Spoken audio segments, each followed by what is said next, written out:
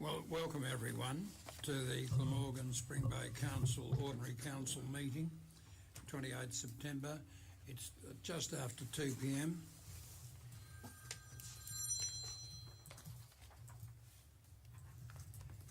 Glamorgan Spring Bay Council acknowledges the traditional owners of our region and recognises their continuing connection to the land, waters and culture.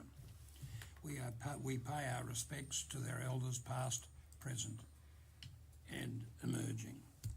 Now, all councillors are present today, plus we've got 4 members of the public. If you want me to record your names, I'll be happy to read them out, members of the public, or if you prefer me to keep quiet, what would you like? Read them out as far as I'm concerned. Well, I'll read them out. Well, there's Mr. Stephen Sweet, Mr. John Heck, Mr. David Goodfellow and Ms. Rachel Winke. Thank you for coming. Are there any late reports? None? I call for declarations of interest or conflict. I request elected members to indicate whether they have any interest personally or via a close associate as defined in section 49 of the Local Government Act 1993, or any conflict as described in the Council's Code of Conduct for Councillors in any item included in the agenda. Thank you, Mayor. I have a conflict in agenda item 8.7. Thank you very much, Councillor Arnold. I assume that you'll leave the room at the time. Yes, Councillor Simons. I'll declare an interest in 4.2. Thank you very much, and I assume that if there's a vote, you'll be leaving the room in that. Now, can I have a motion about the minutes? Do I see someone raise a hand? Oh, yeah, thank you.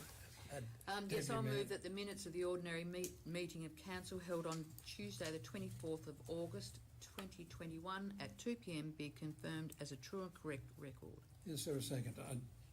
Thank you, Councillor Robinson. I put the motion. All those in favour, please raise their hand. I declare the motion carried unanimously. Thank you very much. The next item on the agenda is a report as to workshops. Now, in accord with the requirements of Regulation 82C of the Local Government Act, Meeting Procedures Regulations 2015, it's reported that Council had a workshop and it was held at 1:30 p.m. to 5 p.m. on Tuesday, 14 September 2021 at the Council offices. Can I have a motion? Councillor Churchill? I move the Council notes the information. Is there a seconder? Councillor Browning, thank you. I put the motion. All those against? Carried unanimously. Now, next item 5 is public question time. I'm sorry to you waving about a bit. I can't see as well as I did for a while. I just had a bit of cutting of the eye a couple of days ago. This public question time gives the public an opportunity to freely ask any questions on any council matter, and the answers will be given immediately if possible, or taken on notice if on the spot answer is not available. In accord with the Local Government Meeting Procedures 2015, questions on notice must be provided 7 days prior to the ordinary meeting at which a member of the public would like a question answered. Now, questions without notice. General Manager. Thank you, Mr. Mayor. We've had 4 questions without notice, and I will read them verbatim as such. From Mr. Wesley Button, question 1. How can a planning permit be submitted and approved by council when the planning department know that the application document has incorrect and misleading information, as an application redacted? This site was inspected by the planning department prior to approval, and the major earthworks done prior to the application were known to planning. The response: from the General Manager. Council assesses applications based on the information provided to Council by the applicant. At times, work has been conducted prior to approval, and Council may require an application to be submitted to Council to ensure approval is sought. Works undertaken prior to the application being lodged were included in the assessment of the application. Second question from Mr. Button. Has the compliance officer been made aware of this breach of planning rules, and has any action been taken in respect of no planning permit for the major earthworks that have now rendered this site unstable due to no compaction report nor engineering adherence to the Australian standards? Response from the General Manager. Council officers are aware of the prior works and required an application to be submitted to Council to ensure that the application was assessed appropriately and appropriate conditions were placed on the permit. Compliance actions taken against any persons are private and confidential. Regarding matters relating to compaction or stability, these are addressed at the building application stage by an independent, suitably qualified engineer. The third question is from Mr. John Heck. The history of our successive administrations' failures of the responsibility in regards to the timely registration of title, granted / gifted lots of Howers Hill, and the delivery of policy of associated successful DA is easy to prove. When and how much will the community organisations who successfully petitioned the then Minister for Housing for the lots atop Howers Hill below unformed Spencer Street between Robert and Selwyn Streets, of the 10 lots now major part of DA 2021-32 for the community use other than residential use or sale by financially compensated per the sale of land provisions of the Local Government Act and Land Acquisitions Act, as there exists no other site in Tribunna suited for the use as per the successful DA intended for road, lookout, vehicle parking and parkland. Existing market value of 110,000 per lot is not unreasonable. I'll take that question on notice and respond in due course. The fourth question is from a Mr. Keith Pike. Given the latest public notices on Council's website stating that no submissions have been received, this was in response to an expression of interest for the operations of the medical practices. It has surprised and shocked many local residents.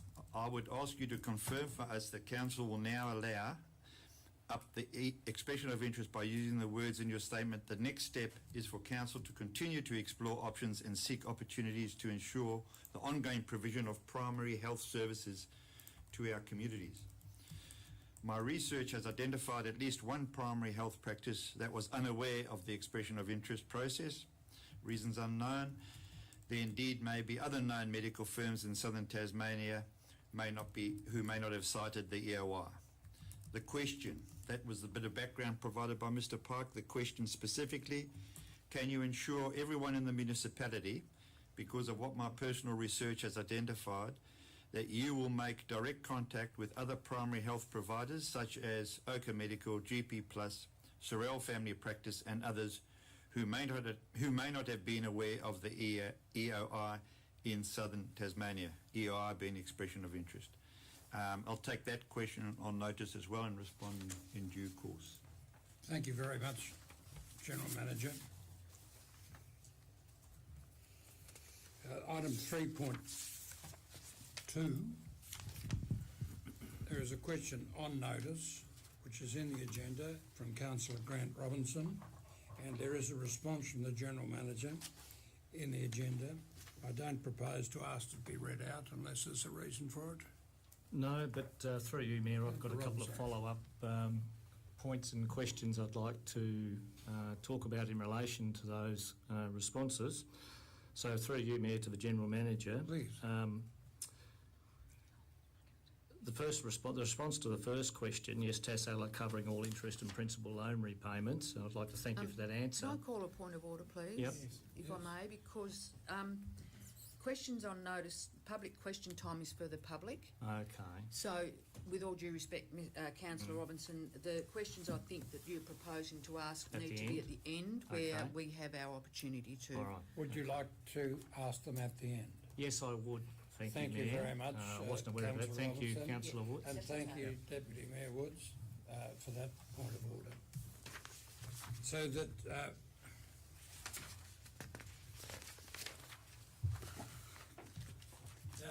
the next item is item, yes, You have a question without notice? pardon? Did any of these people hear? Well, yes, members of the public, as the Deputy Mayor has reminded me, do any of you here have a question without notice that you Or want to on ask? notice. Or Mr. Hick? That's a second question. Well, this has always been a problem for this organisation. I've spoken here before and it's disappeared. Close, please. On the same subject, on the same land. Please ask. Why are we here again For what? with this, what's on the agenda as far as the development of the site below Howells, below Spencer Street? That what's below the pine trees, Faith, Hope, Charity and Kathleen. I can't understand it. This has been going on since 1992 and it's been ignored by the administration. As I stated in the previous question, this had a successful DA. The only thing that's held it up has been council administration. Mr. Hick, you've asked the question. Do you want to ask another question rather than answer the question? The question is this council concerned about being seen in a conflict of interest when you take into account the previous agenda of July, I think it was, in 2020, with the minimal return that's being looked at for those sites, for this community to lose the social and financial advantages of what has been proposed for that site. Now, It's a nonsense. Don't answer it. Don't answer the question. Any other question to ask? Thank you. Well, I'll answer that question. The matter on the agenda today, which comes under the Planning Authority section, if council decide to be a Planning Authority section, is a planning matter. It's not a council matter. It doesn't fall within the Local Government Act. It doesn't fall within the normal business activities of council. It's not governed by the Local Government Act. It's governed by the Land Use and Planning Approval Act. And the council made a decision before the General Manager and I were on the scene in July 2020 about the particular site that's going to be the next item on the agenda if council decides that we adopt a motion to become a planning authority within the Land Use and Planning Approvals Act. That matter is on the agenda only for questions of planning and nothing else. And to distinguish, and I have cause to look it up, to distinguish the question of planning and council activity. Council activity, as was said quite succinctly, and I think it was yesterday's newspaper by a council, a Glenorchy council, that a council really is in the nature of a corporation. It's in the nature of a company, and the councillors are a board and they make their decisions. It's commercial decisions quite often, social decisions, hopefully for the benefit of the public. So far as council is concerned with this particular agenda, it made the decision to allow a development application to be lodged in respect of this land, and it's the first one that's been lodged in respect of this land since I've been on council, but it is done, it's now before us as a planning authority, should this coming motion be passed.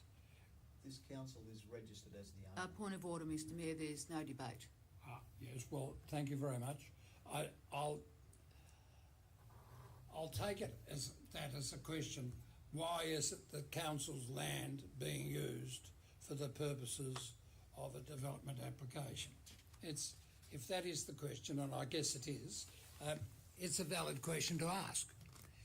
I don't know the reason why council decided to allow this development application to be lodged by the applicant.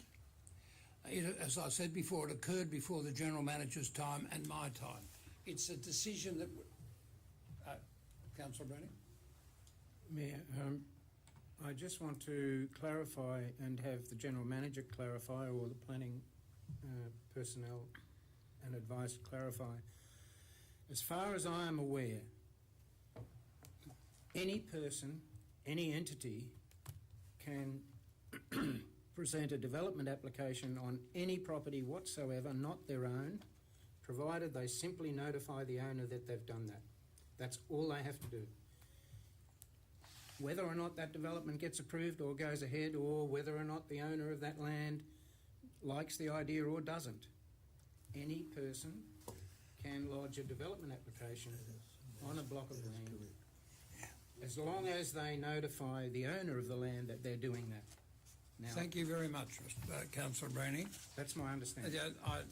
I'm told it's right, and it does seem right to me. Once upon a time, a written consent had to be obtained, but that's the reason why the matter is now before this council as a development application. Mr. Heck, I hope it answered your question. That's the answer that I'm able to give. Now, the next item is item 4, Planning Authority. Can I have a recommendation? Councillor Simons. That council now, Somebody else going to ask a question. Tom, were there other members of the public wanted to ask I'm a sorry. question? Yes, I did someone to ask something else. You can take this one on notice. I would just like an answer to all the emails I've been sending to you and the General Manager over the last 2 months, which I have not had answered. Mr. Street, thank you for raising that. My recollection is that your emails have dealt with the merits or demerits of the use of the land for the purposes of the development application that's before us. Have I succinctly put what the essence of it is? All you've said to me is it will be approved. I don't know whether I've actually said that it will be approved. Will be supported. That was the last email. Yes, that it probably would be supported. That was my considered view.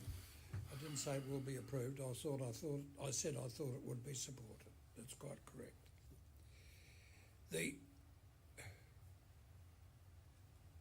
This goes back. Perhaps I.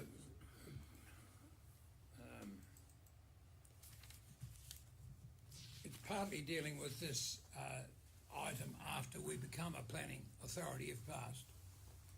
The first item. There has been a petition presented with a lot of signatures on it, and it's a view about the wisdom or otherwise of using this land for the proposed development application. But as a planning authority, it's not for the planning authority to consider anything outside the things allowed by, authorised by it to consider under the Land Use and Planning Approvals Act. And it's not for the council acting as a planning authority to consider the merits or demerits of the proposal. Not even if the council being the owner? Not even if council being the owner. There is a difference between the council acting as a council, and I know it's a bit hard to understand, and council acting as a development authority.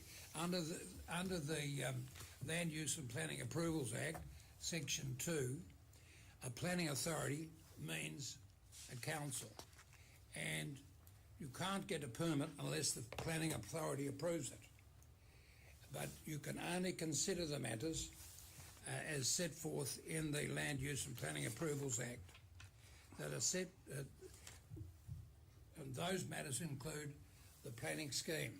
They don't include the question of who's likely to reside in the place or the style of the development unless the scheme itself restricts the use of the land or limits the use of the land.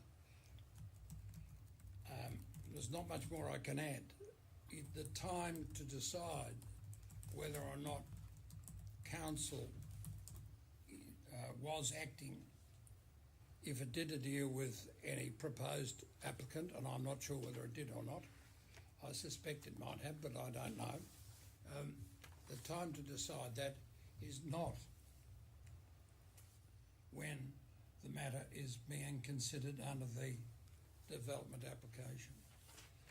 You quite rightly said council owns the land, and what rights that gives council, I haven't thought, because this is the time to consider planning matters only. So in the future we'll get an answer for you on that subject.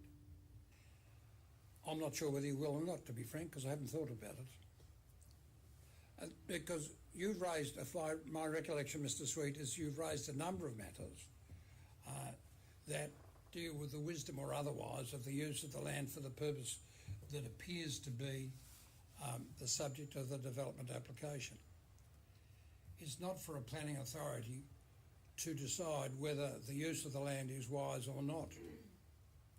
I can't put it any other way. I mean, otherwise we'll just continue going around in circles. I don't know whether the general manager... But as the owner of the land, you must have an opinion. Point of order, there's no debate. Well, Sorry. Mr. Sweet, I have not formulated an opinion about this development, apart from the question of planning. I've not formulated a view, is it a wise thing to do or not to do? Is it an economic thing to do or not to do? Is it a socially beneficial thing to do or not to do? There are risks of people living next door to one that sometimes one doesn't like it, but sometimes you have to cop it, because it's not a planning matter to say I won't allow a particular development to go here if the risk is that someone might buy it who might be a nasty neighbour. I can't really add any more. I don't know whether the General Manager can enlighten you any further. Well, through you, Mr. Mayor, if I may just say that the pertinent to this discussion today and the DA report that sits on the agenda today for council to make a decision on is the resolution of council back in July 2020 that set the planning process in motion, if you like. So I'm quite satisfied as the General Manager that from a planning perspective, council has gone about this the right way. There certainly are other community issues that we're well aware of, but from a planning perspective, and as the Mayor pointed out, this is what we have to assess today's report on. I'm satisfied that council has followed due process. Thank you. So, anyone else want to say anything or ask a question? Yes, please. I understand the planning part that you've assessed the land for planning. Yes. But without community consulting, that's the part that I find difficult. Like you're saying that you assessed it and it looks like a good site for what Wilson Homes are planning, but as you said before, you've got to have consultation with the community about services, and it's more about the services and how that's going to affect the people not only living in the supposed planning application, but what our community needs also. That's my concern. Well, I can only, I suppose, repeat part of what I've said before. Council's made a decision about this in July. To the extent that it made that decision, those matters were considered. So far as, it's not a planning matter about whether or not to allow this operation, I suppose you could call it, to proceed.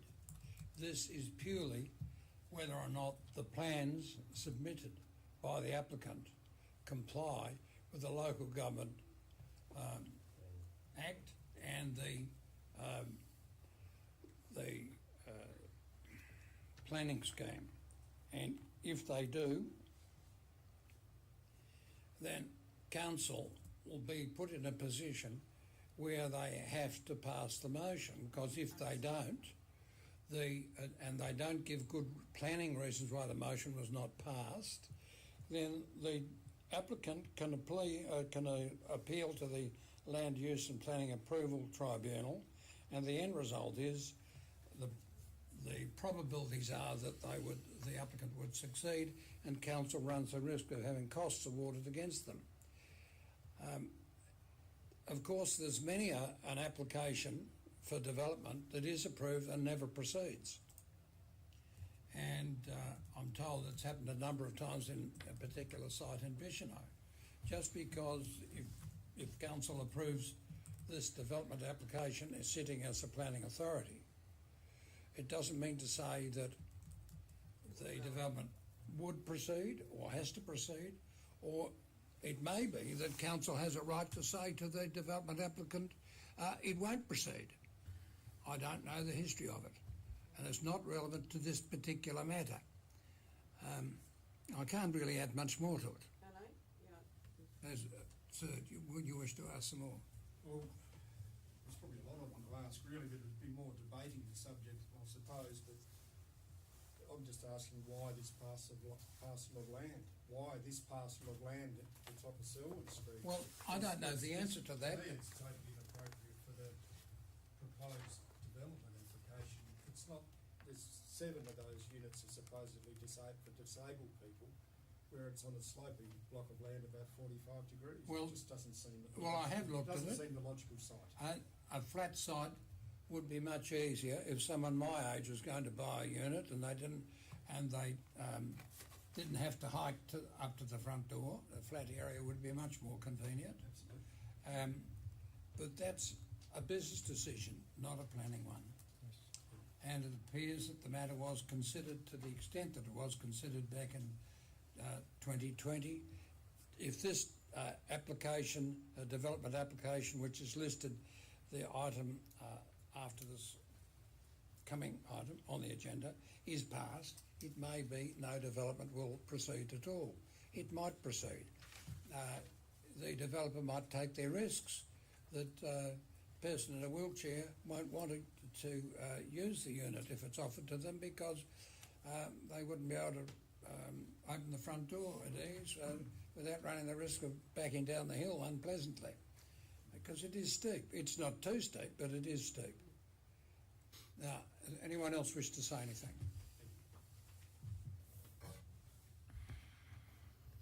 Mr. Sweet, if you want to ask another question, please ask. Mr. Heck? You can ask another question, even if it's improper. We'll still listen.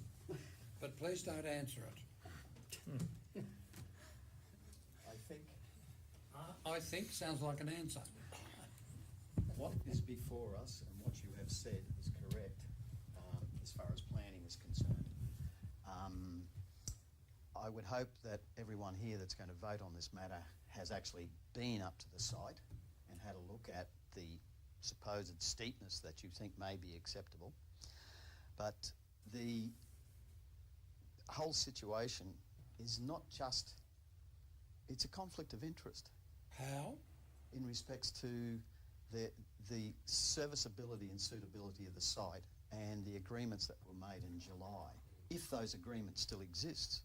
Like, I have asked for what the rate return will be on this site, what the rate return, what the financial return to the community will be.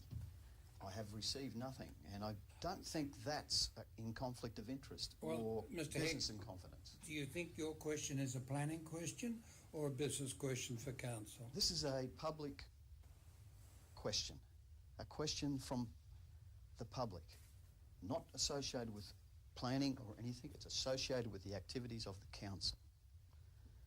Now, I understand it's associated with activities of council. Rates are a material matter for council, but they're not material for us to consider in granting or refusing a development application if we are... I haven't asked the question under planning. I've asked the question to council, what is the financial return that this site will give to council? Well, that's a fair question to ask about the question of rates for council to answer, but I don't think the General Manager can answer it on.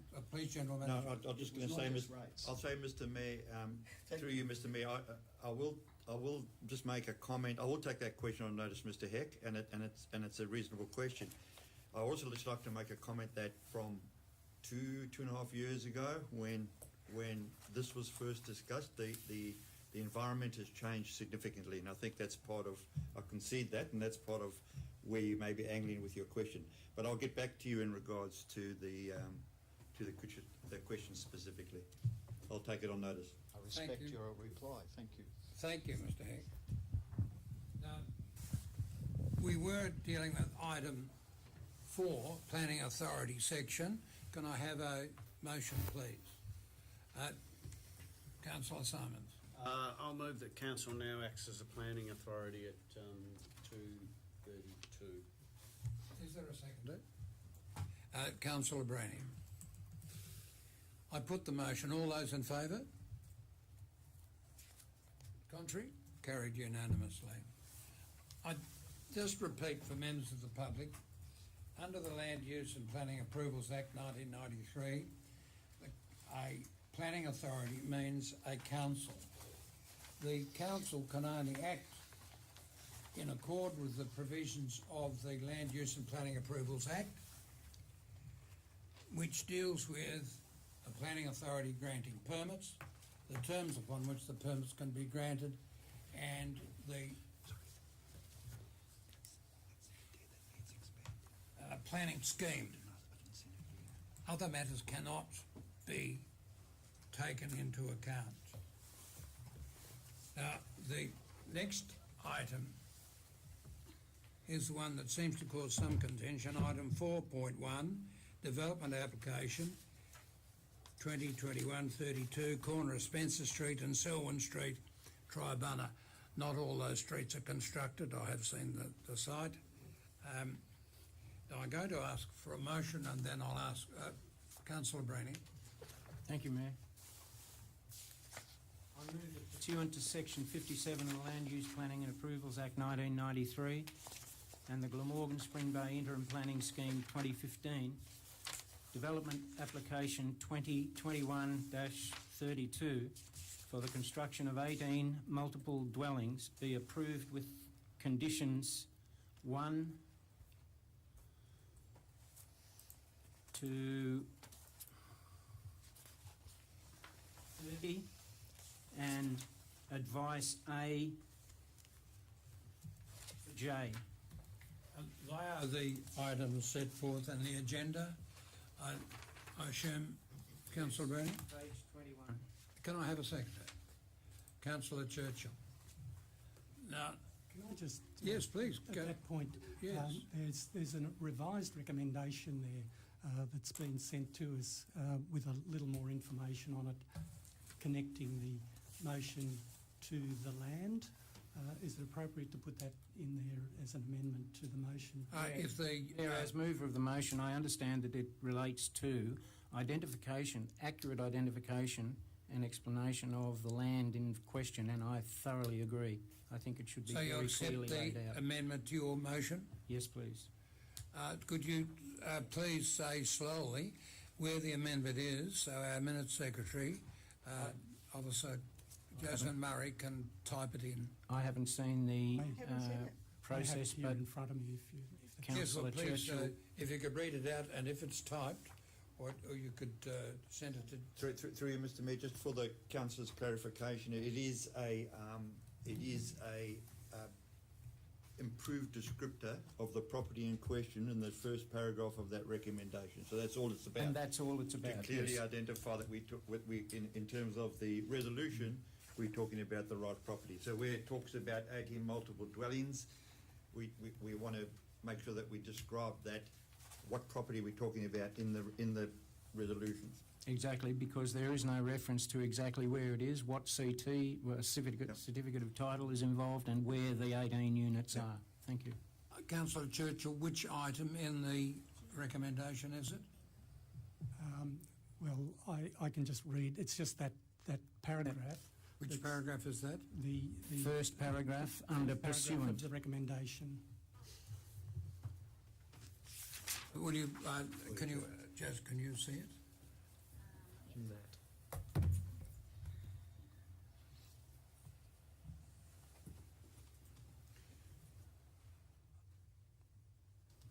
Do you want me to read it out? Or? I think Ms Murray is typing it in and it'll come up on the screen. If it's what you have in mind, Councillor Churchill and Councillor Braney.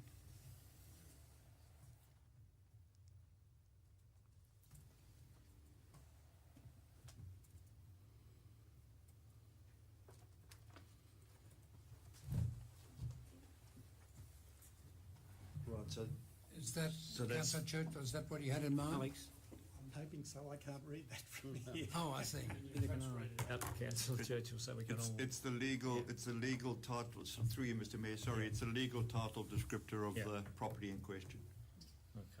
The With- critical part is that it ties I into the see. certificate of title, the CT numbers 55156/62 to 72 and CT 55156/98. Thank you very much for that. It'll make it more precise. Now, Councillor Brenny, I'm just checking. Thank you. That's it. before you speak to the motion, would you like to hear what our planner, Mr James Bonner, has to say about the development application? No, He's got to no, speak I to don't. his I Okay, think that's that's permitted. fine. You please speak, Mr. Councillor Brenny.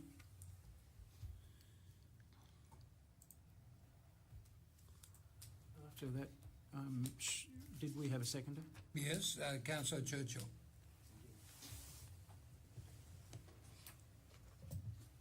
There's been numerous representations relating to this development application, and given the scope and intent of the development, it's understandable that there are questions that arise as to what is being proposed. I've studied them all and understand many of the concerns raised. As a planning authority, I believe we are bound to consider the proposal strictly on the grounds of compliance with the planning scheme and the relevant provisions of the Land Use Planning and Approvals Act, 93, I think. The numerous representations are of themselves valid concerns for the community, and the community have a right, and some may argue a duty, to state their views. The planning scheme, Land Use Planning Approvals Act, and the associated planning scheme, however, dictates that a planning authority must take into consider what the planning authority must take into consider and what it must not.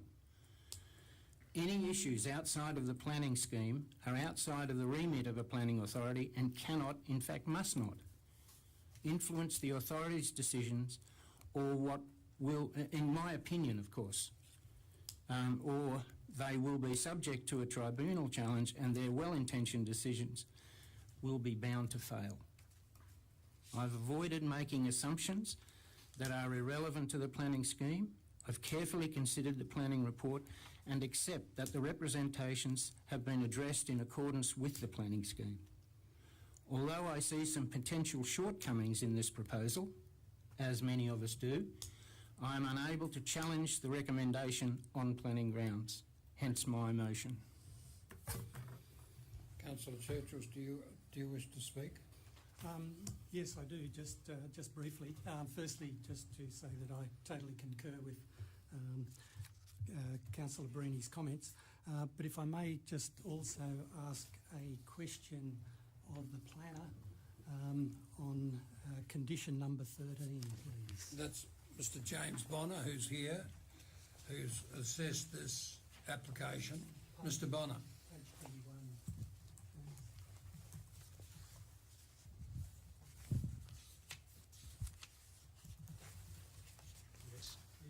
The stormwater treatment system must be maintained over the life of the development to ensure quality targets are maintained and water is conveyed so as not to create any nuisance to adjacent properties.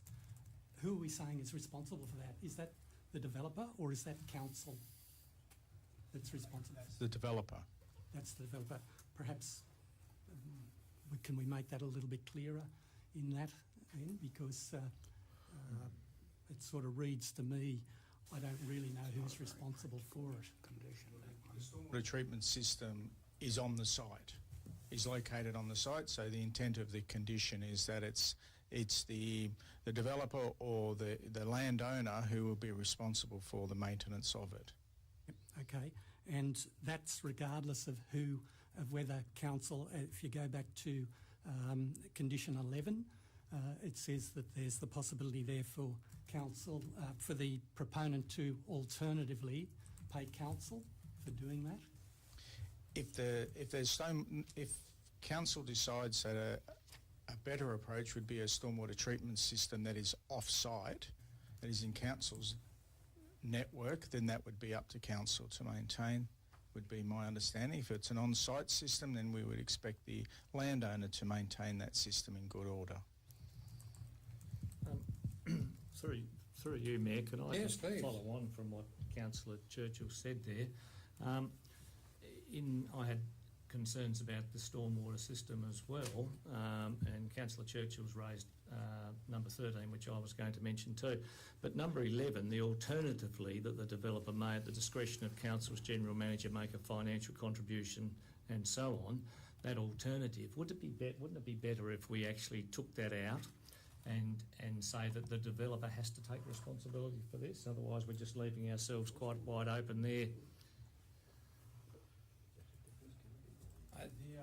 Well, that's a recommendation from council's drainage engineer. Council may require, it leaves council that opportunity that we may actually prefer a stormwater system, treatment system that's downstream, that maybe would treat a larger area than just this one site. So if we look at this from I suppose not just this site specific, but overall generally, rather than having lots of little treatment systems, council sometimes would prefer that we have one treatment system that's more cost effective and easier to maintain. So that is an option that the drainage engineer likes to put in there, to say that, you know, there may be a bit of flexibility as to how we approach this. Mr. Bonner, can I ask a question? Looking at that condition that Mr. Churchill raised, it's a question of enforcement. In 10 years' time, how do we enforce the condition unless one of the conditions make it mandatory for that condition to be a covenant registered on every title of the blocks, if any blocks, every title of the land, the subject of the development application. The reason I'd say that is because if in 15 years' time there's a stratum title and some of the dwellings on the title are sold, how does one enforce a condition against the developer that might be long gone? The only way, it seems to me, if there is a covenant registered on the title. Now, I'm not, Councillor Arnold, expressing an opinion from a qualified person. I've been pulled up on raising these sorts of things before, but it's a question of enforcement. And if three owners down the track and a buyer says, oh, there's this condition here that I've got to do this with the stormwater because it's on the title, and their solicitor or conveyancer sees it there and they'll be told about it, is that not a matter to be considered in putting condition 13 into effect? That's a good point, and an amendment or a change to condition 13 that required a covenant to be put in place would make it more available, I suppose, for future landowners. The consent runs with the land, so the condition would still apply, though I do agree that I could have worded it better to include a requirement that it has a covenant requiring ongoing maintenance. Excuse me, Mayor, could I suggest a change to my motion in relation to 13? Yes, please, Councillor Breening. Condition 13 to read, the stormwater treatment system must be maintained by the developer subject to a suitable covenant over the life of the development to ensure, etc. I wouldn't put it subject to, because the risk is it'll be instead of, and it is to be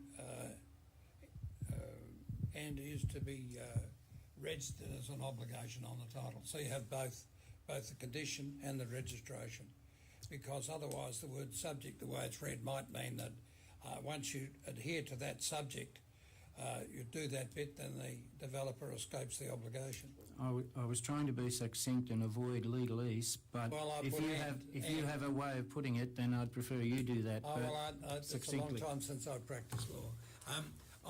I would recommend that the clause be amended by adding "and the obligation is to be registered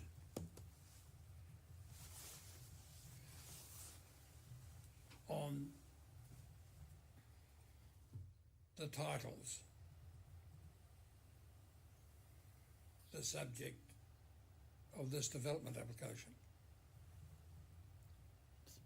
Through you, Mr. Mayor, does, to the planner, does that mean that the stormwater systems would need to be contained within an easement, That's another matter. a surveyed easement?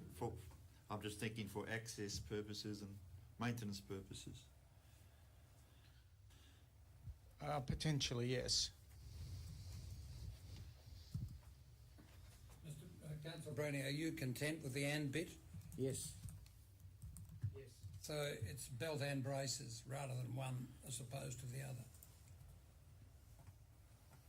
Does anyone have any comment about it? Mr. Woodward? Oh, shall I duck? Can somebody read it again? Yeah.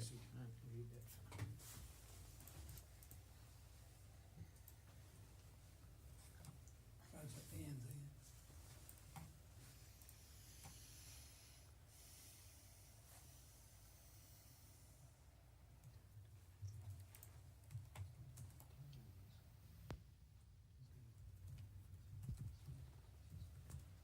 Treatment system must be made. Oh, I thought it was too.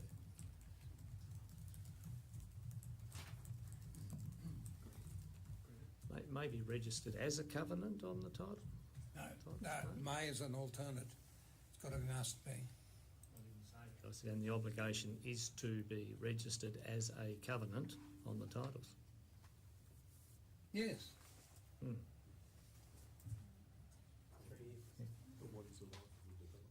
No, don't delete that. Just put is to be registered. Through you, Mayor. Make a comment. Yes.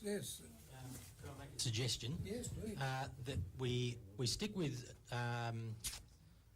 condition number 13, but put the stormwater treatment must be maintained by the owner over the life of the development to ensure quality targets are maintained and water is conveyed so as not to create any nuisance to adjacent properties. And then an additional sentence saying that this is to be subject to. They can't be subject to. This is to be Is that applied as a right, Mr. covenant. Fred? This is to be applied as a covenant on the title. This obligation is to be So this obligation is to be secured by a covenant on the title. Yeah, I think so. Yeah. No, it is to be secured. This obligation is to be secured. SECURED. Secured as a covenant on the title, or perhaps by means of a covenant on the title. The English. My English is bad. I'm sorry. To be secured by means Of a of a covenant on the title. headmaster. Of a covenant on the titles. Titles.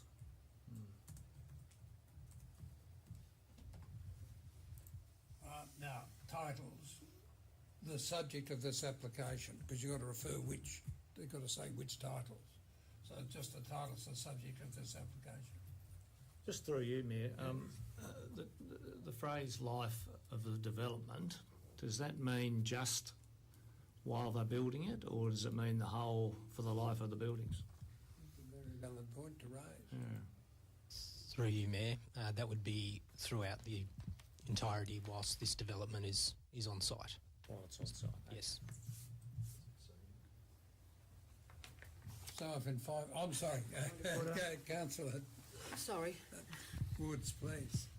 There was, if I may, there was talk within this that there could possibly be a sell-off of some of the units at a later date. Is that correct? Excuse me, Deputy Mayor, can we finalise this question? Yeah, that's what I'm getting to. Oh, okay, thank you. Okay. Thank you. Because if that's the case, then what happens to this? If it's secured on the titles, it'll run through every title. Transfers with the title. Okay, thank you. Can you have a look at from condition 13, read the first line. Stormwater treatment system must be maintained and the obligation is to be registered on the titles. Full stop, I guess. The subject of this development yeah, that doesn't make sense. No, there, does there's it? something gone wrong. And the obligation is to be registered. Well, we've got that bottom That's down sentence. the bottom. That needs to be inserted there, doesn't it? So you get rid of the subject. But that goes up to there. Yeah. The obligation is to be secured, Jazz, down the bottom. That sentence needs to be transplanted into where it says the obligation. And it seems the life of the development ought to be deleted, because otherwise the obligation runs forever, you see. Yeah. If you talk about the life of development, how long does a piece of land run for? You look at England, there are castles built that are over 1,000 years old, so So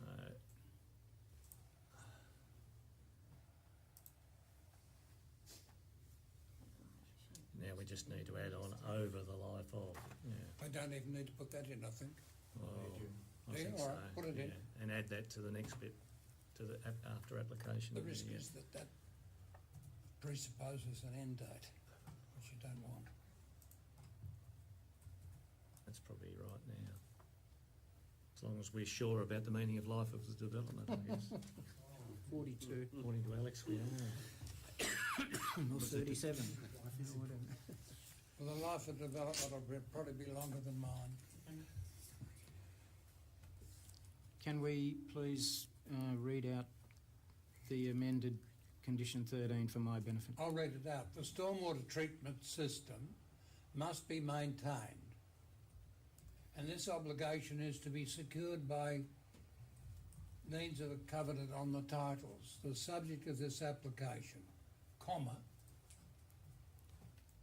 Now, it's got over the life of the development. Full stop after titles. Can I just add something? Sorry. Yeah, that's right. Subject on the titles that are the subject of this application. That's why it's not reading right. Yep. Of the titles that are, The titles that are the subject. Yep. and now, Continue. it's got in there over the life of the development. That worries me a bit, but to ensure the quality targets are maintained and the water is conveyed so as not to create any nuisance to adjacent properties. Now, I want to ask something, and we're discussing it just generally back and forward. Who has the obligation to maintain? Answer the question. One of you? Any member of the public? No. Under what, under this amendment, who has the obligation to maintain? It's not very clear, it should be the developer. Point of order, Mayor, we can't take any comments from the public within this, the way it's taken, within the I've asked planning for them. authority. They're helping me draft it. Well, and if the developer is Wilson Homes Proprietary Limited and it goes into liquidation year after next, who's Goes going to with the maintain title. it then?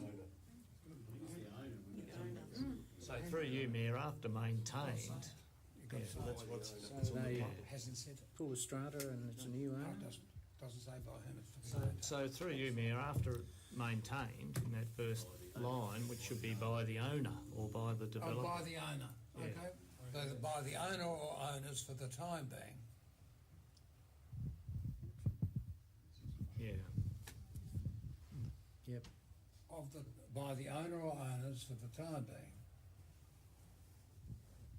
of the titles are subject, the titles are subject of this application. I don't think you need for the time being. Okay. Owners of the titles. Now, I'm going to ask another question, which is a common sense question, but it'll annoy everyone. Which owner?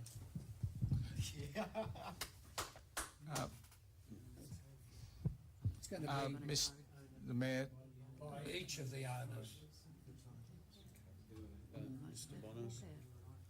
Should be by each of the owners. Mayor, can I comment? Yes, please. Yes, Mr. Bonner.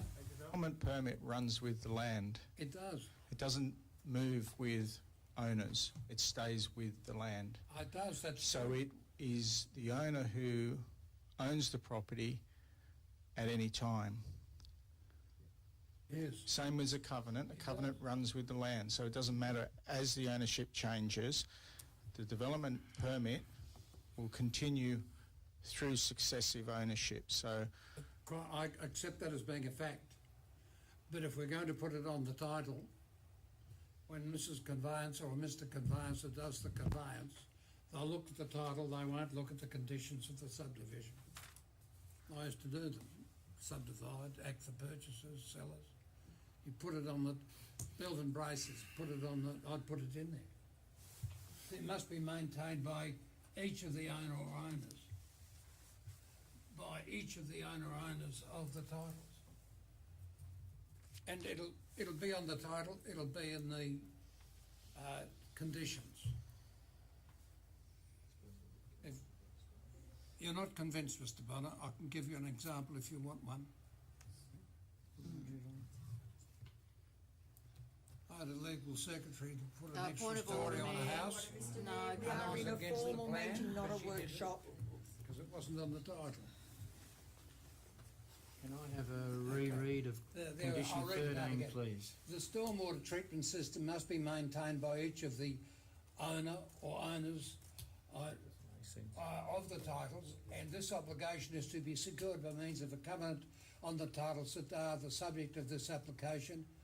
Now, it's got over the life of the development to ensure, it probably needs a comma there, if you're going to have that in there, it needs a comma there, after development, to ensure the quality targets are maintained and the water is conveyed so as not to create any nuisance to adjacent properties. Thank you. I think that's what the mover of the motion may be prepared to accept. Is that correct? Except I don't think the grammar's quite right in that Oh, it's first not. couple of sentences. Can I just make one suggestion? I think this Don't is have where each. Councillor Robinson's coming from. Can we just take out of the owner, but each of the owners of the titles? That's Yeah. already plural. Okay. Can you just take that out? Okay. Yeah. You happy with that? Yeah, that's what I was looking at. Yeah, Of rather than or. each of the owners. Of, that's all. So that covers all the owners?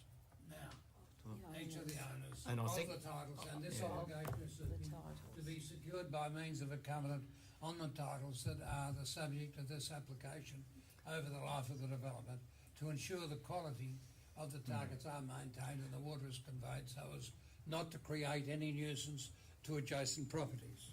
And through you again, Mayor, I think that we've got 5 lines there. I think there should be we should make a couple of sentences there. I think after titles, we should have a full stop, and then it should then start this obligation. It's just a bit long-winded Right, okay. in one piece. Yeah, It still doesn't being a change the former meaning. School teacher, I understand. I'll stand to correct it. That's better, yeah.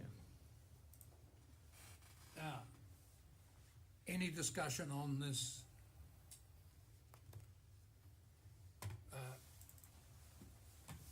motion? I'm going to ask Mr. Bonner one other thing. Mr. Bonner, there was a petition signed by many people that was presented to council on this matter. Is that not correct? That is correct. And did you treat that petition, even though it may not have fitted in with the niceties of the legislation, as a representation in coming to your considerations and recommendations? The petition was considered as a representation made under Lupa, yes. So you did consider it? Yes. Thank you. Any further discussion? Yes, Just Councillor one Churchill. quick one, just for clarity. Not another question. 13, is it going to be, Robert? Excuse me, councillor. So this one's just purely for clarity. There has been discussion over time about there being covenants on this land. Is it correct there are no covenants on this land? No, I'm not aware of any covenants over the land. Thank you. Unless there is further discussion, I propose to put the... Yes, please, Councillor Arnold. Thank you. It's been a little bit of a marathon, Mr Mayor. I need to preface this by saying that I do support affordable housing solutions for our area, and I acknowledge that we are dealing with a development application that has been assessed under the requirements of the planning scheme by Council's planning staff with a recommendation to approve. The Mayor has outlined in public question time and in this section of the agenda the process of the Planning Authority. I should state that I'm not able to challenge the recommendation, and my contribution to the debate is not strictly in accordance with the requirements of the Planning Authority when dealing with a planning matter, but I cannot support this motion. Having said that, the debate on this matter has hardly been in accordance with meeting or Planning Authority procedures. In July 2020, Council Decision 25620/20 agreed to transfer ownership of the lots in question in exchange for four fully serviced lots in other council-owned land in accordance with Section 177 of the Local Government Act and subject to the development application for the community housing units being approved. Section 1774 states that council may exchange land for other land if the valuation of each land are comparable in value, or B, in any other case that it considers appropriate. At the time, the valuation of the land that is the subject of this DA was $320,000, and the 4 lots to be developed were adhered to 8 other lots with a total lot value of $38,000. It hardly passes the pub test in relation to comparable in value. I acknowledge that when... Point of order here, I'm sorry. Yes, Councillor Churchill. We are way outside of the Planning Authority on current discussion. Look, Councillor Churchill, I accept your point of order. Councillor Arnold, you did say it's not strictly in accord with the land use and planning approval considerations. I know there are a lot of strong feelings about this, and land values have changed since the time of July last year. I do not intend to allow you to go beyond matters that amount to planning issues as a planning authority can consider. I'm sorry. Thank you. Now I propose to put the motion. All those in favour? No. Yes, oh, please, do you want to speak? Thank you. Yes, Deputy Mayor. Thank you. I concur with Councillor Arnold on this one, but I've also been reading that motion that was put in July 2020, although I did support it. And please allow me some time to find what I'm looking for.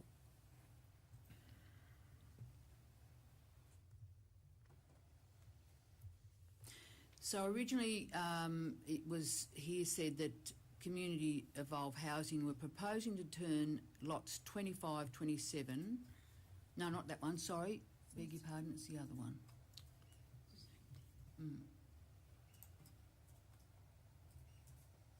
My apologies to everyone here, but...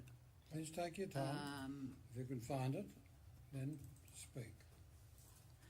I won't be supporting it today. So supporting what? This motion, this recommendation, simply because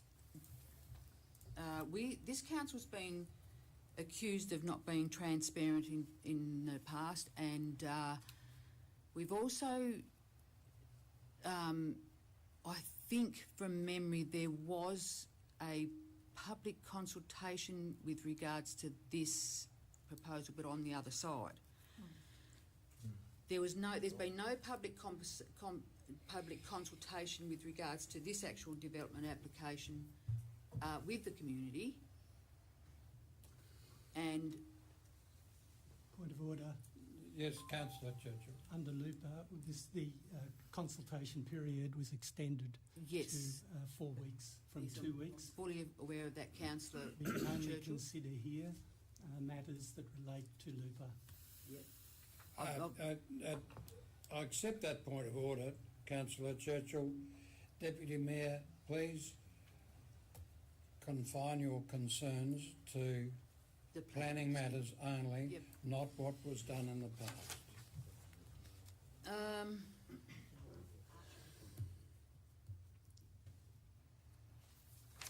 No, I'll leave it then. I won't bother. Thank you Thank very you. much. I'm sorry about the limitation, No, but that's we okay. are It's acting only as a planning authority, not as a council. And if I may, Please go on. given the debate that's been going around the table with regards to this in the planning authority and the allowance of having community members have the say with some of the questions, I will not support it because it's totally against the planning authority regulations. Well, I don't know whether the community members have anything to They do did, with and I'm not going to why we argue, should I'm or not going shouldn't support something. to debate it anymore. Does anyone else wish to say anything? Councillor Simons. Yeah, look, I'm between a rock and a hard place here because I can see there's a lot of community concern about the development itself. When I look back at when this came to the council in 2020, it was in a time of great change within the organisation. There was a lot of different acting general managers and what have you.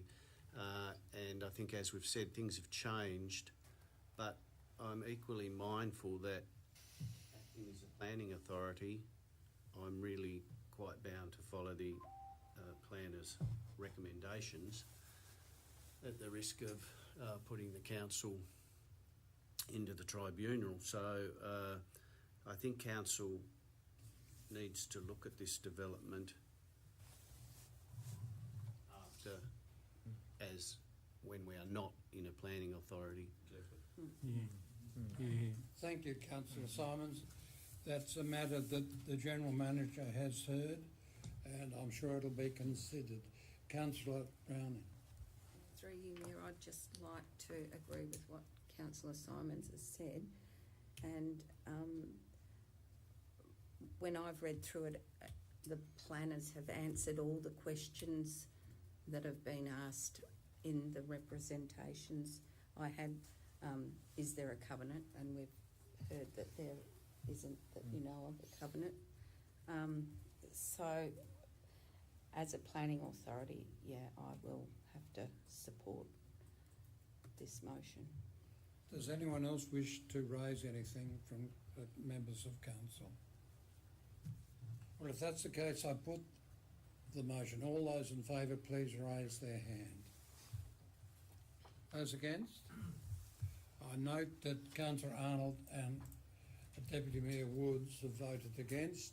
All the rest of the councillors voted for. Thank you very much, councillors, for this very difficult matter. There are some concerns about it, and the concerns raised have been noted by the General Manager, and I'm sure will be considered shortly, but not in capacity as a planning authority. The next item is item 4.2, development applications, Corlin Bay Road, Bicheno. Can I have a motion? Councillor Robinson. Thank you very much. Thank you. Thank you very much. Thank you.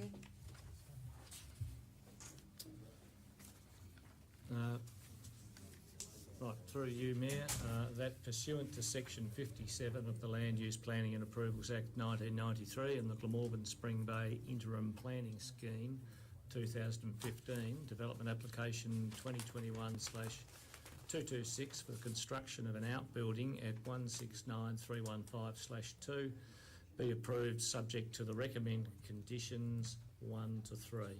And they're the conditions on page 31 of the agenda. Thank you. Is there a second? Before we Yes. proceed, Mayor, if I could make a suggestion, in relation to the reference to 169315/2, that there be a indication that that's a certificate of title number? That'll be outputting at CT. Are you happy, Yes. Councillor Yep. Robinson? Thank Yep. you. So they'll be inserted CT before that figure. Thank you. We need a seconder. Is there a seconder? Councillor Brainy, thank you. Mr Robinson, do you wish to speak to the motion? Only, Mayor, that I think the concerns that were raised by representations have been addressed by the planners. They've understood the concerns, and he's asked for the shed to be sufficiently screened from view along the northeast elevation so as to reduce prominence when you're on the beach. So I think those concerns have been addressed, and I'm happy to support this motion. Thank you very much. Councillor Brainy. Thank you, Mayor. Just in relation to, I hesitate to bring this up, but given the last item, but there is a comment there that it says, once endorsed, the landscaping plan will form part of the permit and must be complied with. Is there any, is that a sufficient enough statement to ensure that there is compliance? You're asking for an opinion. I don't know whether my opinion's any better than Councillor Arnold's opinion or anyone else's opinion. I was hoping that the qualified advice can advise us as to whether yes, that's correct. Through you, Mayor. Yes, yes. Alex, thank you for your question, Councillor Brainy. These are standard conditions that are used and that have been sought advice in the past. So we've based it off that. Obviously, any condition is subject to interpretation, and you could write it 5 different ways and get 5 different, or 100 different opinions, I guess. Our opinion is that we've had that previous advice, and this has been used in the past for development applications, so we believe it's sound. Thank you. Anyone wish to speak to or against the motion? If that's the case, I put the motion. All those in favour? Against? Carried. Please note that Councillor Simons was not present when the motion was put.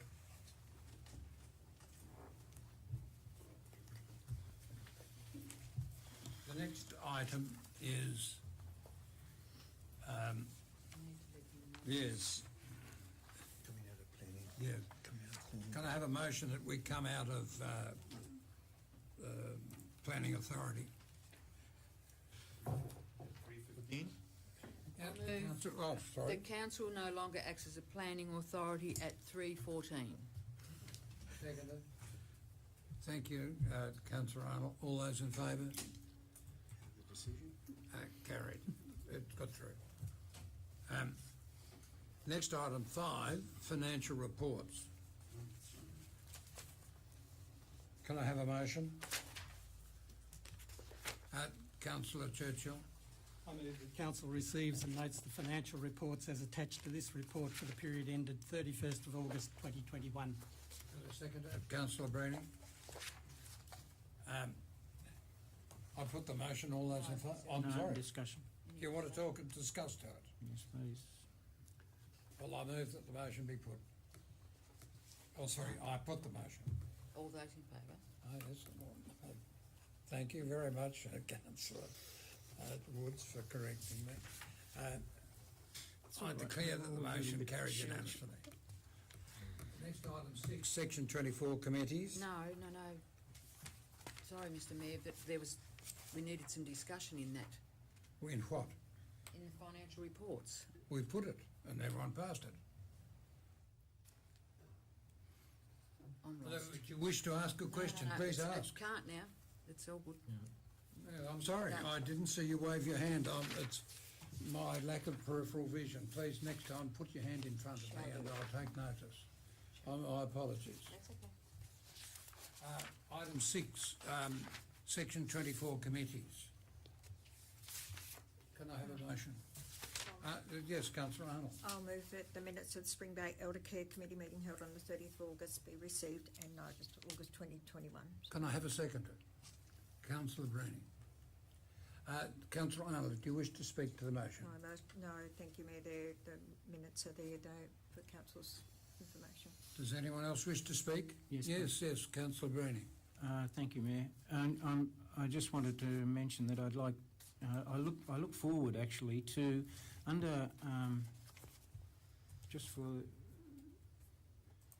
I wasn't present at this committee, although I'm a committee member, and I wasn't there for discussion under general business. The item in relation to Mrs. Turvey undertook to provide a list of actions in relation to the committee's expectations and the processes undertaken in relation to tenanting and rent review. I just say that I'm looking forward to that. Given that currently there is, I suppose, Tasmania-wide, Australia-wide, a lot of pressure on affordable housing or accommodation of this nature, which is not necessarily affordable housing, but it's certainly elder care housing. Hopefully we can make sure that when we do look at the tenanting and rent review issues, that they're done properly. Thank you. Yes, Could I just Councillor Arnold. expand on that? Yes, please I'm on do. that committee, but not as council representative. Please. That particular Councillor Brownie, that particular action item came out of the Director Corporate and Communities concerns around the processes not being documented, if you like, for that. And as you and Councillor are well aware, Mrs. Turvey had a long role with the elder care, so she very kindly agreed to work with Ms. Blaine to work through those processes and get some things documented. Well, thank you for that, and thank you for Ms. Blaine. Yes, Councillor Churchill. I just have one question there to ask in the general business part of this report. It says committee has delegation to approve maintenance up to $2,500. All other refurbishment must be approved by council.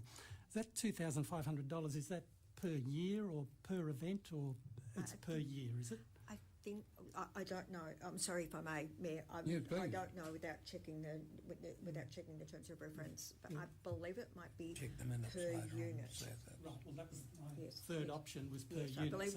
I believe it may be per unit just as the units require maintenance and or a tenant leaves. Right, okay, no, that's fine. I just thought it needed a little bit of clarity. That was all, a couple of words put in there. Through you, Mayor, is that, Councillor Arnold, was that per unit per year? Or?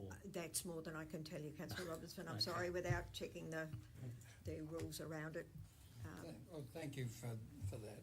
Can I, sorry, Mr. Yes, please. Through you, Mr. Mayor, General can I just make Manager. a comment about Section 24 committees in this respect? So it's not just the elder care units.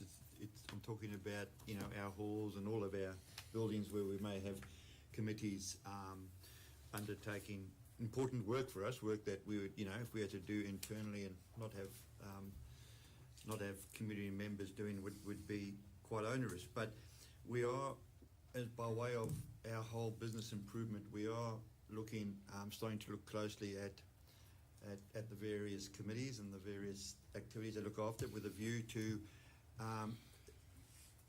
being across, if you like, being able to answer public scrutiny around how we manage our business and how we spend money.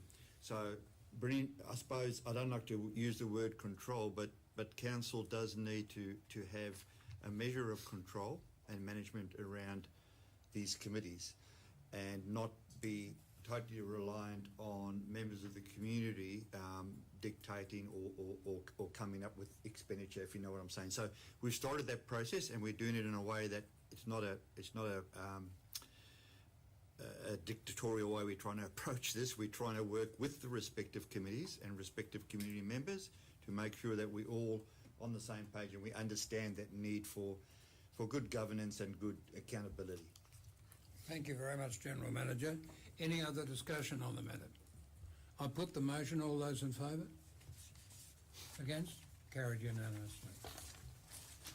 Now, the next item on the agenda is 6.5, which... Oh, I'm sorry, 6.2, my eyesight trouble. Tasmanian Seafarers Memorial Committee meeting. Can I have a motion? Councillor Brenny. Thank you, Mayor. I move that the minutes of the Tasmanian Seafarers Memorial Committee meeting held on the 13th September 2021 be received and noted. Can I have a second? Councillor Robinson. Thank you. I just make a comment that there is a correction on page 1, Government House. It should read Barbara Baker, not Butler, and that has been amended. Any discussion? No, Yes, please. I'd just like to make a comment because I'm actually on this committee as well. Yes. And it relates to the General Manager's comments. Council will be aware that Mrs. Kath Ferguson has been involved in the Seafarers Memorial for many, many years, and it is an important event in the calendar, the community calendar, given our current, given our reliance on the sea, if you like, here for all manner of recreation and professional fishermen. And Council will note from the minutes of the meeting, Mrs. Ferguson does an enormous amount of work in a volunteer role around organising it. But I do know that she has been incredibly grateful to the support she's received from the community, corporate and community section of Council, and particular the work that Eliza has done with her around that. So I'd just like to acknowledge that assistance from corporate and community section of Council. Thank you. Thank you very much, Councillor Arnold. Those comments are much appreciated. And through you, Mr. Mayor, Councillor Arnold, there's an event not to be missed on the 17th of October. At the Seafarers Memorial. So yes, thank you. You're all welcome. It is. Any further discussion? Well, I put the motion. All those in favour, please raise their hand. Against? Carried unanimously. The next item is 6.3, minutes of Coles Bay Community Coles Bay Hall Committee meeting. Can I have a motion? I'll move that the minutes of the Coles Bay Hall Committee meeting held on the 6th of September 2021 be received and noted. Thank you. Is there a seconder? Councillor Churchill.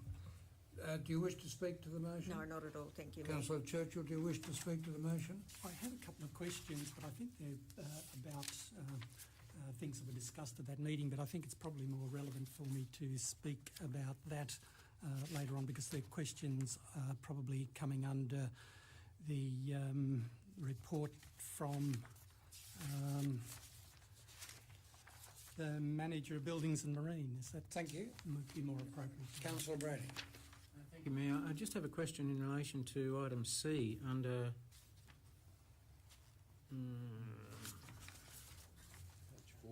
open discussion. Current sewage. C in relation, page 40, yeah. The Hall Committee is concerned with the current seepage leaking from the Hall grounds and the access road, Harold Street. We believe the seepage is from the raised garden beds installed by Council and is a potential health hazard in the public park. This needs the attention of Council to rectify. Is Council aware of that issue? Through you, Mr. Mayor. Yes, thank you. We are. This issue has been raised before and it has been investigated by our Environmental Health Officer, and there's not deemed to be any issue in regards to sewage at that location. There are raised garden beds there that are irrigated, but we have investigated this and it's not deemed to be an issue. And I can confirm that for you if you like.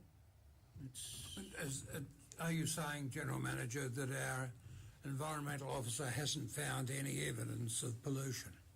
I'm saying that this has been raised, and I think it was by, I stand corrected, the Fraser Action Incorporated Group had been raised before, probably more than once, and has been investigated, and there hasn't, a public health risk, if you like, hasn't been Determined. Thank you.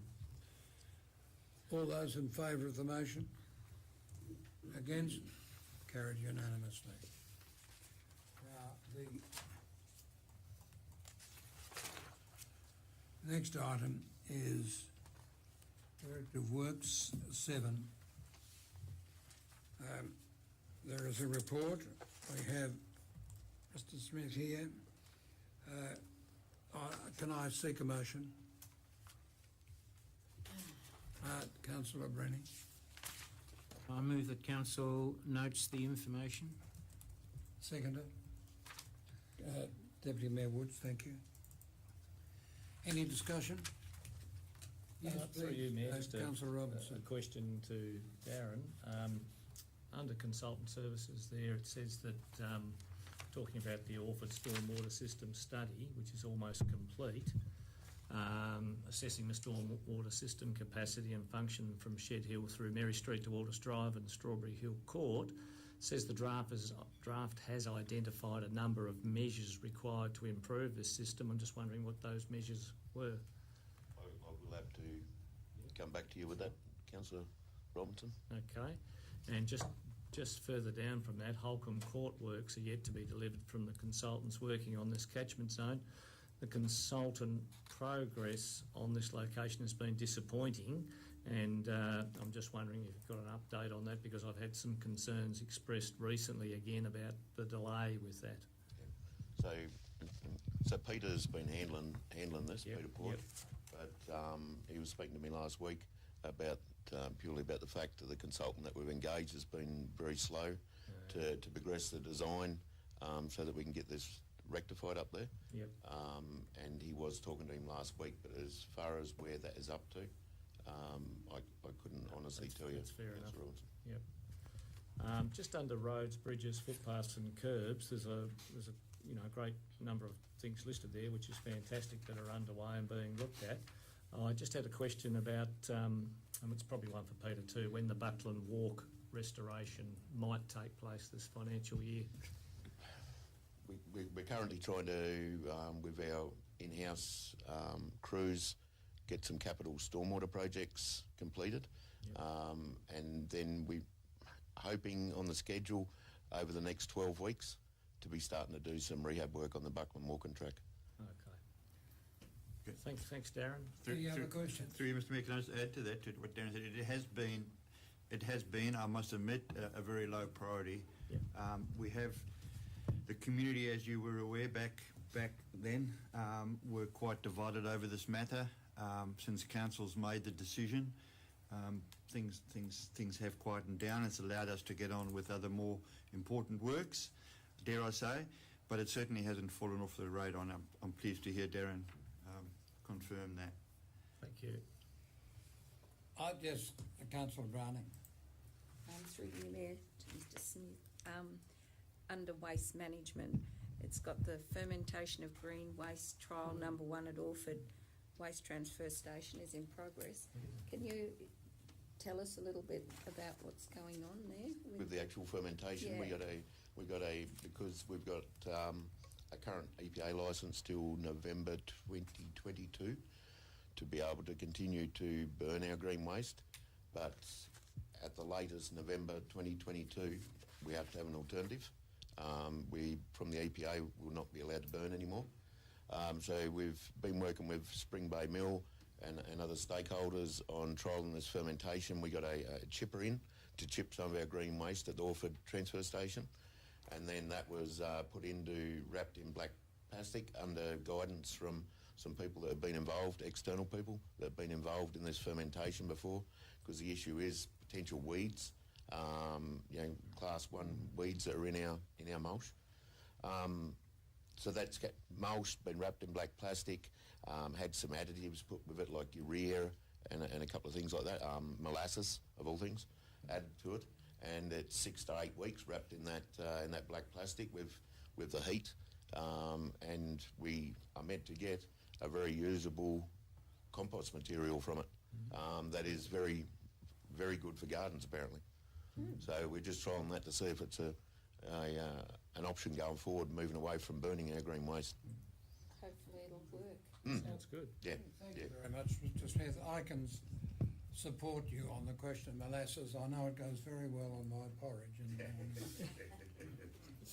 Said Darren, it would be good to get, sorry, through Mr. Mayor, Works Manager, it would be good to get to get this trial. It's really proactive stuff to get it out there and a bit of a good news story. Weeks to go, I think. And then we should be pulling the top off that. To have a look at, see what we've produced, a monster or a golden egg. Yeah, anaerobic. Deputy Mayor Woods, please. Thank you, Mayor. I'd like to sort of ask Mr. Smith with regards to the contamination of our green waste. That is an issue, has been an issue for a long time. So obviously that's been sorted out before it goes into that. Actually, in the process, when it goes into the big plastic sausage, if you want to call it, the heat that's generated in there actually kills any weed seed or any seed. So it sterilises the ground. What about the bits of wire and tyres and stuff that gets poked in amongst it all? Actually, when we go through the emulsion process, we actually have to be somewhat careful because that can't go through the mulcher really, either councillor, damaging the components of the mulcher and etc. So if I may, Mayor? Yes. Yeah. So that's there's great care sort of taken with regards to that kind of contamination. And it's all, at the moment, it's all a learning curve. It's a trial. We may find there's further processes we've got to put in place to remove that foreign matter that we don't want in it. Thank you. Thank you. Now, I put the motion. All those in favour? Against?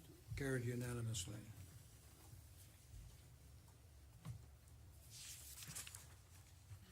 Now, item 7.2,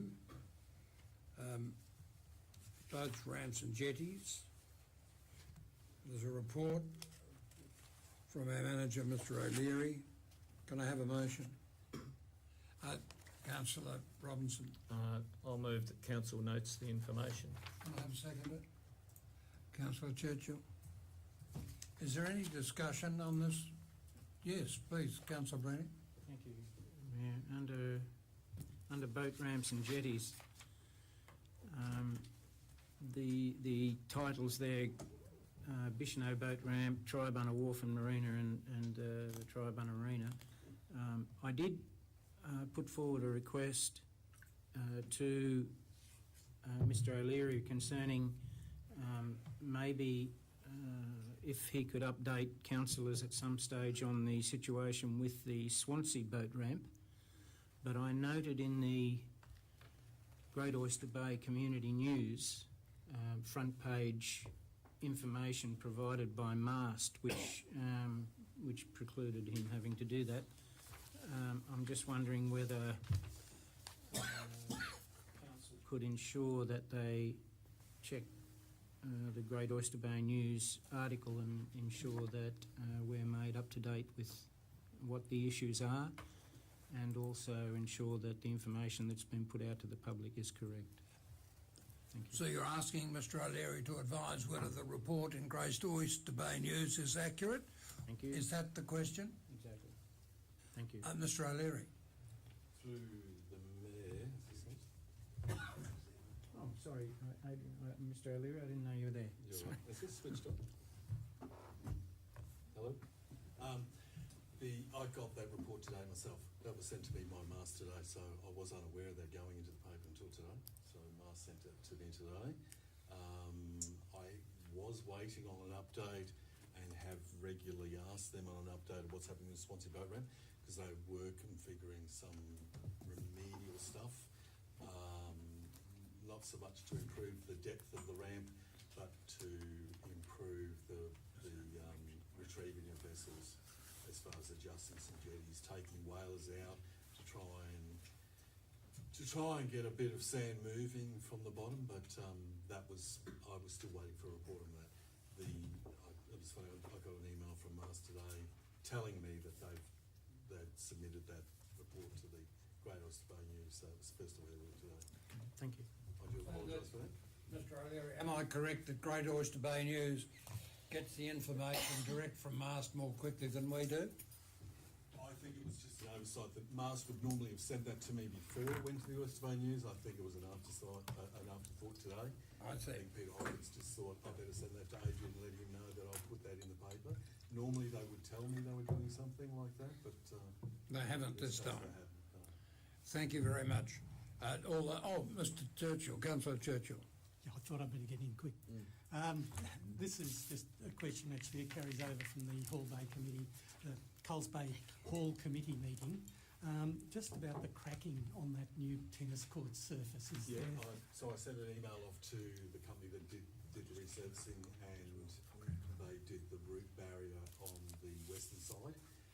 Now he's came back to me and he's going to go out and inspect it. He said it's not unusual to get some minor little cracks on courts like that.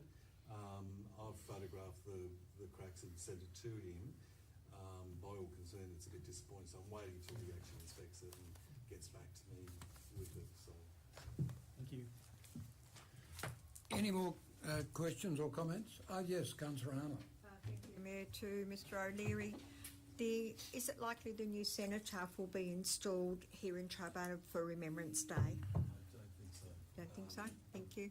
And can you tell me what the time frame is on the replacement of the front stairs and the disability ramp at the Buckland Hall, please? The builders that have been awarded the job, which is Castle Constructions, have promised me. I had an extension of time on both because there's two separate grants on that, one for the ramp and one for the stairs. In both cases, I've got an extension to the 31st of December for that job. Castle Constructions have promised me they will have it finished by then. In fact, we're meeting on site this week or next week to discuss, since we first looked at the job together, a fence has been installed there from when the highway was closed and the school children there, so we're looking at how we'll rejig the fence to suit the new entrance. But yes, the year's running out and I am worried about that, but they've promised me. And thank you. My question is simply because I'm a member of that Hall Committee and I'm sure they'll be asking the question before long. Thank you. Are there any other questions? Any other matters raised on this report? General Manager wishes to say something.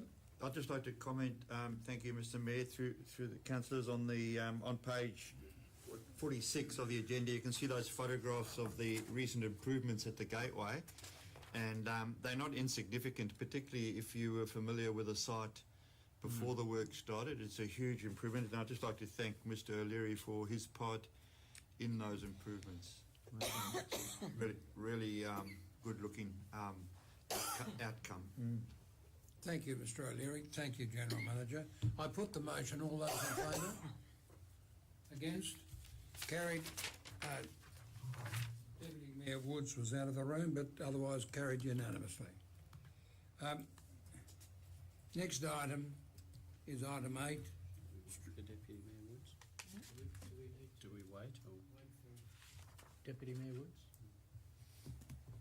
I don't know whether she left because she has an interest. I don't think she declared an interest in anything. No. I just think it's something other than an interest. She heard me. Welcome back. Next item is item 8, Officers' Report requiring a decision, street names. Can I have a motion, please? Yes, Mr Mayor. Thank you, Councillor Simons. I'll move that the Council resolve to support the proposed street names Industrial Road, Granite Avenue and Basalt Way for Bishno Industrial Subdivision, and submits the names to Place Names Tasmania for approval. Is there a seconder? Councillor Arnold. Councillor Simons, do you wish to speak to the motion? No. Councillor Arnold, do you wish to speak to the motion? Thank you. Anyone else wish to speak? Councillor Browning. Just quickly, it's nice to see a recommendation come to us that doesn't create issues, because there seem to have been the case for one or two items in the past, over the past years. now that we have the guidelines and we know what we're up against and what we have to do, this sort of thing will probably be very easy to handle in the future. Well, I think we can thank Mr Bonner for that, but all those in favour of the motion? Against? Carried unanimously.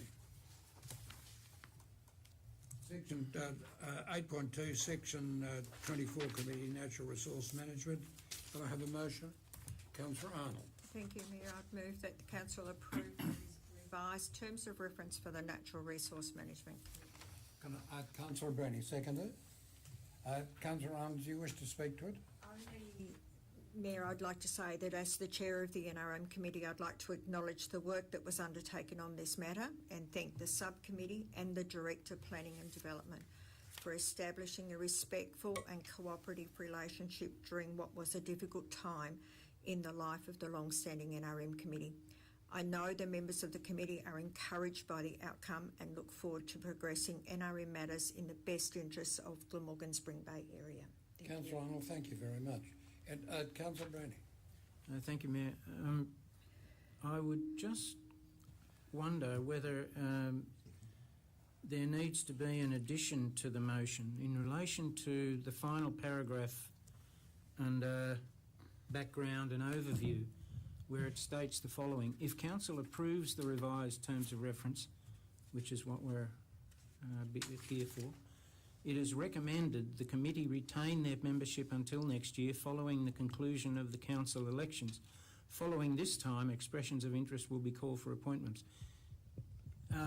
Is it understood that the current committee will stay in place until that time, or does that need to be clarified? Mr Mayor, if I may, to Yes, Councillor please. Brenny, I need to defer that response to Mr Woodward because he's the one who did all the negotiations with the committee at the time. Director of Planning and Development, Mr Woodward. Thank you, Mayor. So essentially, the committee members have been voted in and endorsed by council, and so that runs effectively. It was for the 4-year period. Oh, okay. So. However, we slightly changed the terms of reference around who are members and who are going to be advisors. However, we don't see the need for that to be endorsed again. They're still technically members, and so we'll just continue that path until such time as we go and call for the expression of interest for members in the future. Thank you very much for that. Are you content that I put the motion? Thank you. All those in favour? Against? Carried unanimously. Next item is 8.3, Swansea foreshore erosion. There's a recommendation. Can I have a motion? Councillor Robinson. That Council 1 ceases any further involvement in coastal erosion mitigation at the Swanwick Drive vicinity and elsewhere in the municipality, and 2, develops a policy on coastal erosion and inundation. Is there a seconder? Councillor Churchill. Councillor Robinson. Yeah, I'd just like to say a few things through you, Mayor. I think it's really important, given our proximity of our municipality as a coastal municipality, that we have to be really, really careful about how far we go with supporting properties with sandbags, etc., particularly given the state planning provisions for coastal hazards, which was sent out to us. After reading that, we certainly need to develop, I think, a strong definitive policy in this area before we just take random action on different properties, given that this erosion issue could occur anywhere in our municipality along the coast. So I would like us to, well, I will personally support this motion, and I think as a result, even if it doesn't get up, that we should develop some sort of definitive policy in regards to coastal hazards. Anyone else wish to speak for or against the motion? Councillor Simons. Yeah, I just can't support the motion today. I agree with Councillor Robinson. I think we definitely need to develop a coastal erosion and inundation policy. But I do feel like we're leaving ratepayer in the lurch at 92 Swansea Drive. We've gone ahead and done the work for the neighbours, and I just feel that we have a bit of a moral obligation to finish that work off in that area, but also not to be in a position where we have to do it again. I think this is a historical piece of work that needs doing, and then draw a line under it and say that's that, we're done. But I think to just half do this and leave it as it is for the sake of just under $50,000, it's a lot of money, I know, but I think just out of a moral obligation, I feel like it should be done. We approved the building lots, and I think it's support for the ratepayer that's there is important. But equally saying that, draw a line under it at that point, and then that's done. Is there any other speaker? Councillor Browning. Thank you, Mayor. I can understand the comments of Councillor Simons perfectly well, because I do believe that there is a degree of responsibility, or not that I'll admit it, but I believe that there is a certain amount of quid pro quo where we've already placed items on the foreshore in front of the next door neighbour, and it is arguable as to whether or not that has created an issue, or whether the issue has been created by the removal of vegetation off the adjoining beach. So responsibility for the issue is a major concern. You know, malfeasance, misfeasance and non-feasance all raise their ugly head here. But what we're looking at here is whether or not we need to look at what we do, how we do it, and whether what we do is a sensible move. Whether we do something to help the ratepayer who's having the owner of the property who's having a problem with erosion, whether we help them or not is a matter of, you know, what we decide to do. But it's not so much whether we help them, it's whether what we're going to do is going to work.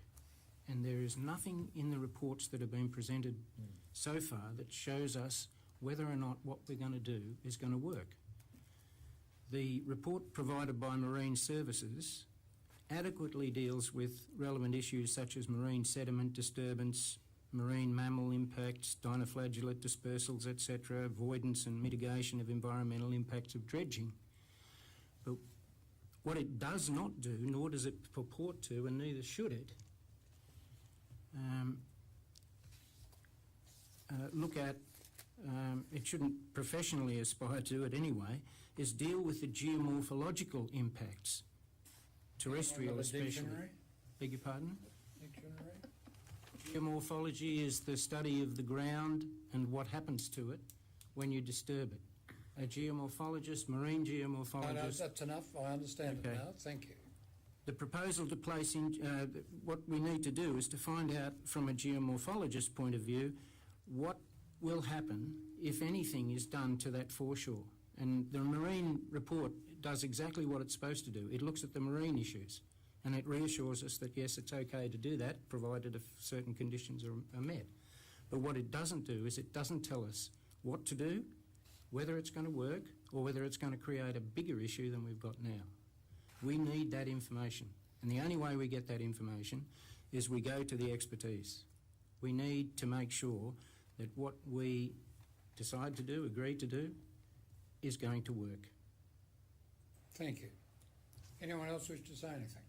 Yes, Deputy Mayor. Thank you, Mayor.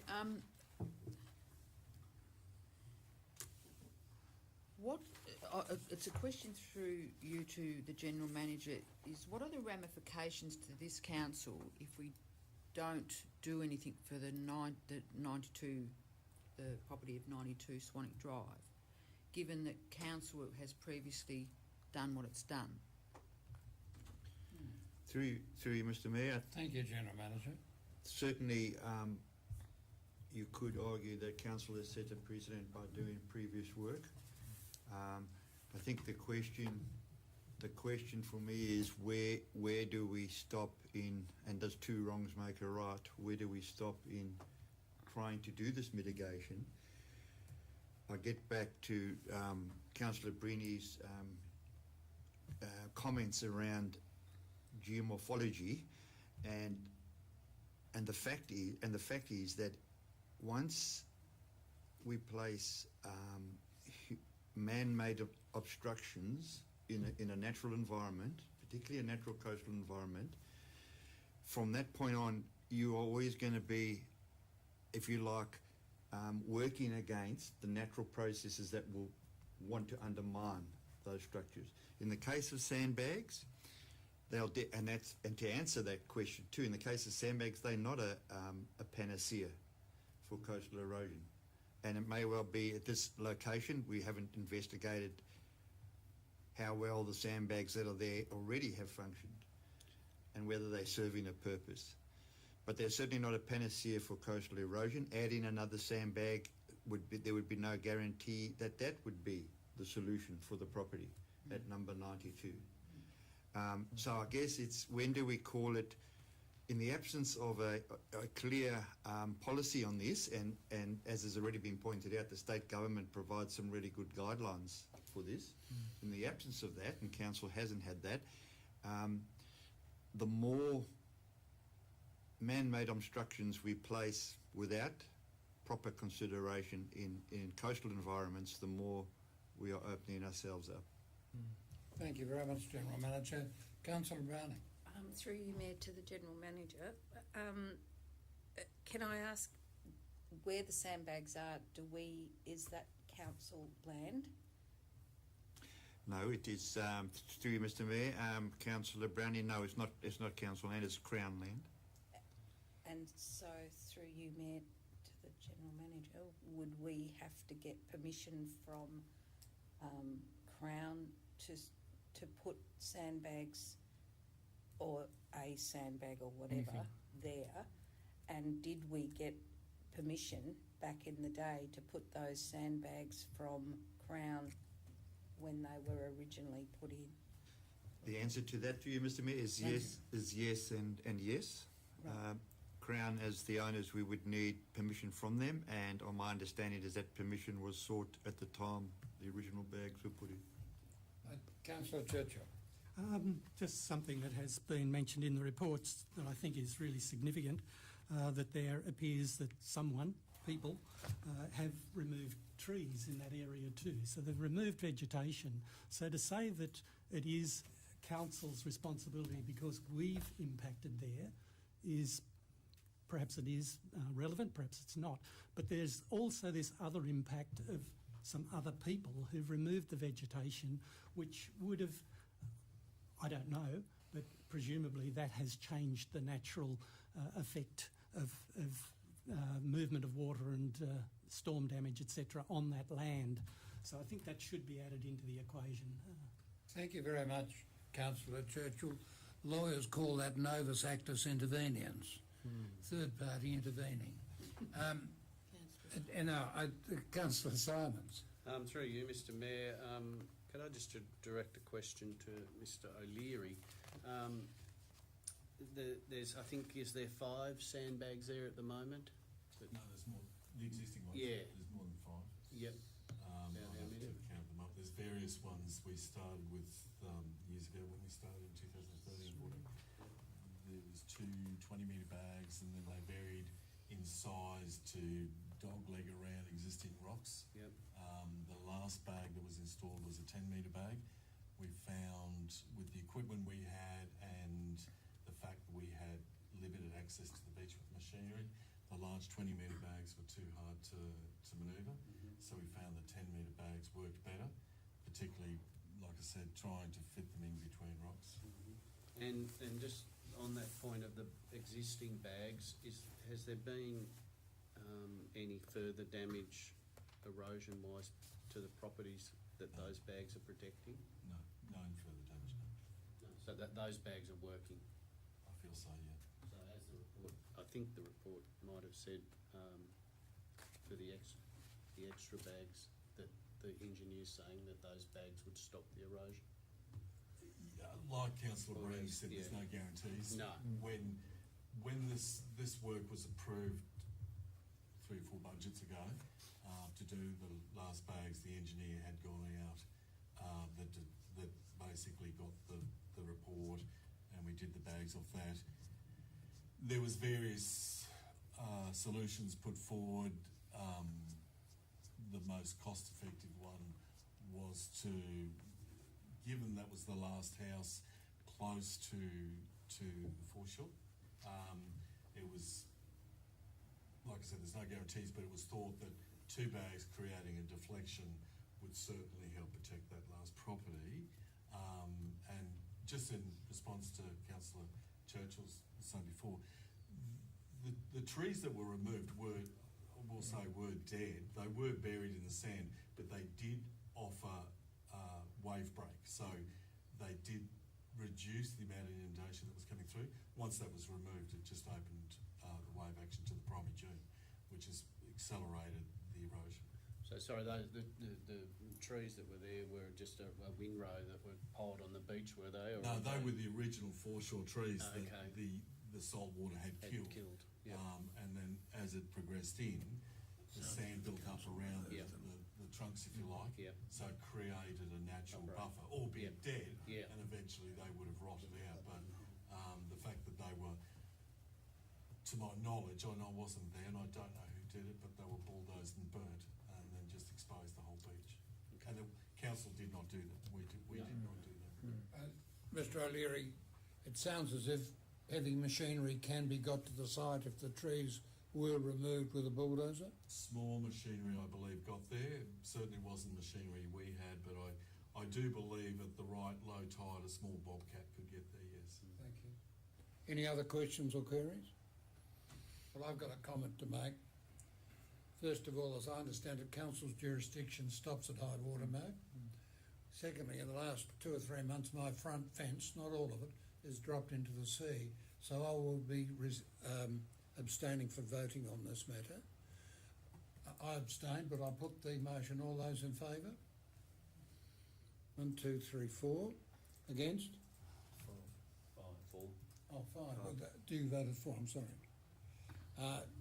2 against. The 2 against Councillor Simons and Deputy Mayor Woods. The rest were in favour, apart from the Mayor that abstained.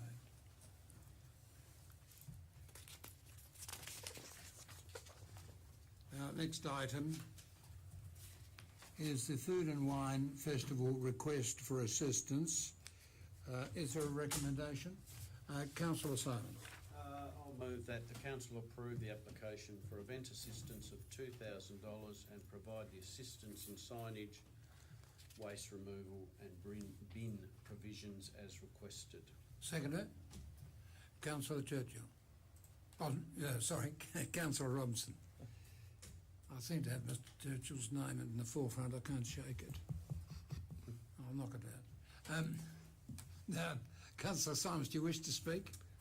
Just briefly, just to say that it's the eminent event in Bicheno each year, and it draws a great crowd. It's a terrific economic driver for the town, and I think this year it'll be really well received, considering the rough time that the tourism and accommodation industry has had. So I think if we can support it in this minor way, I think it shows Thank you.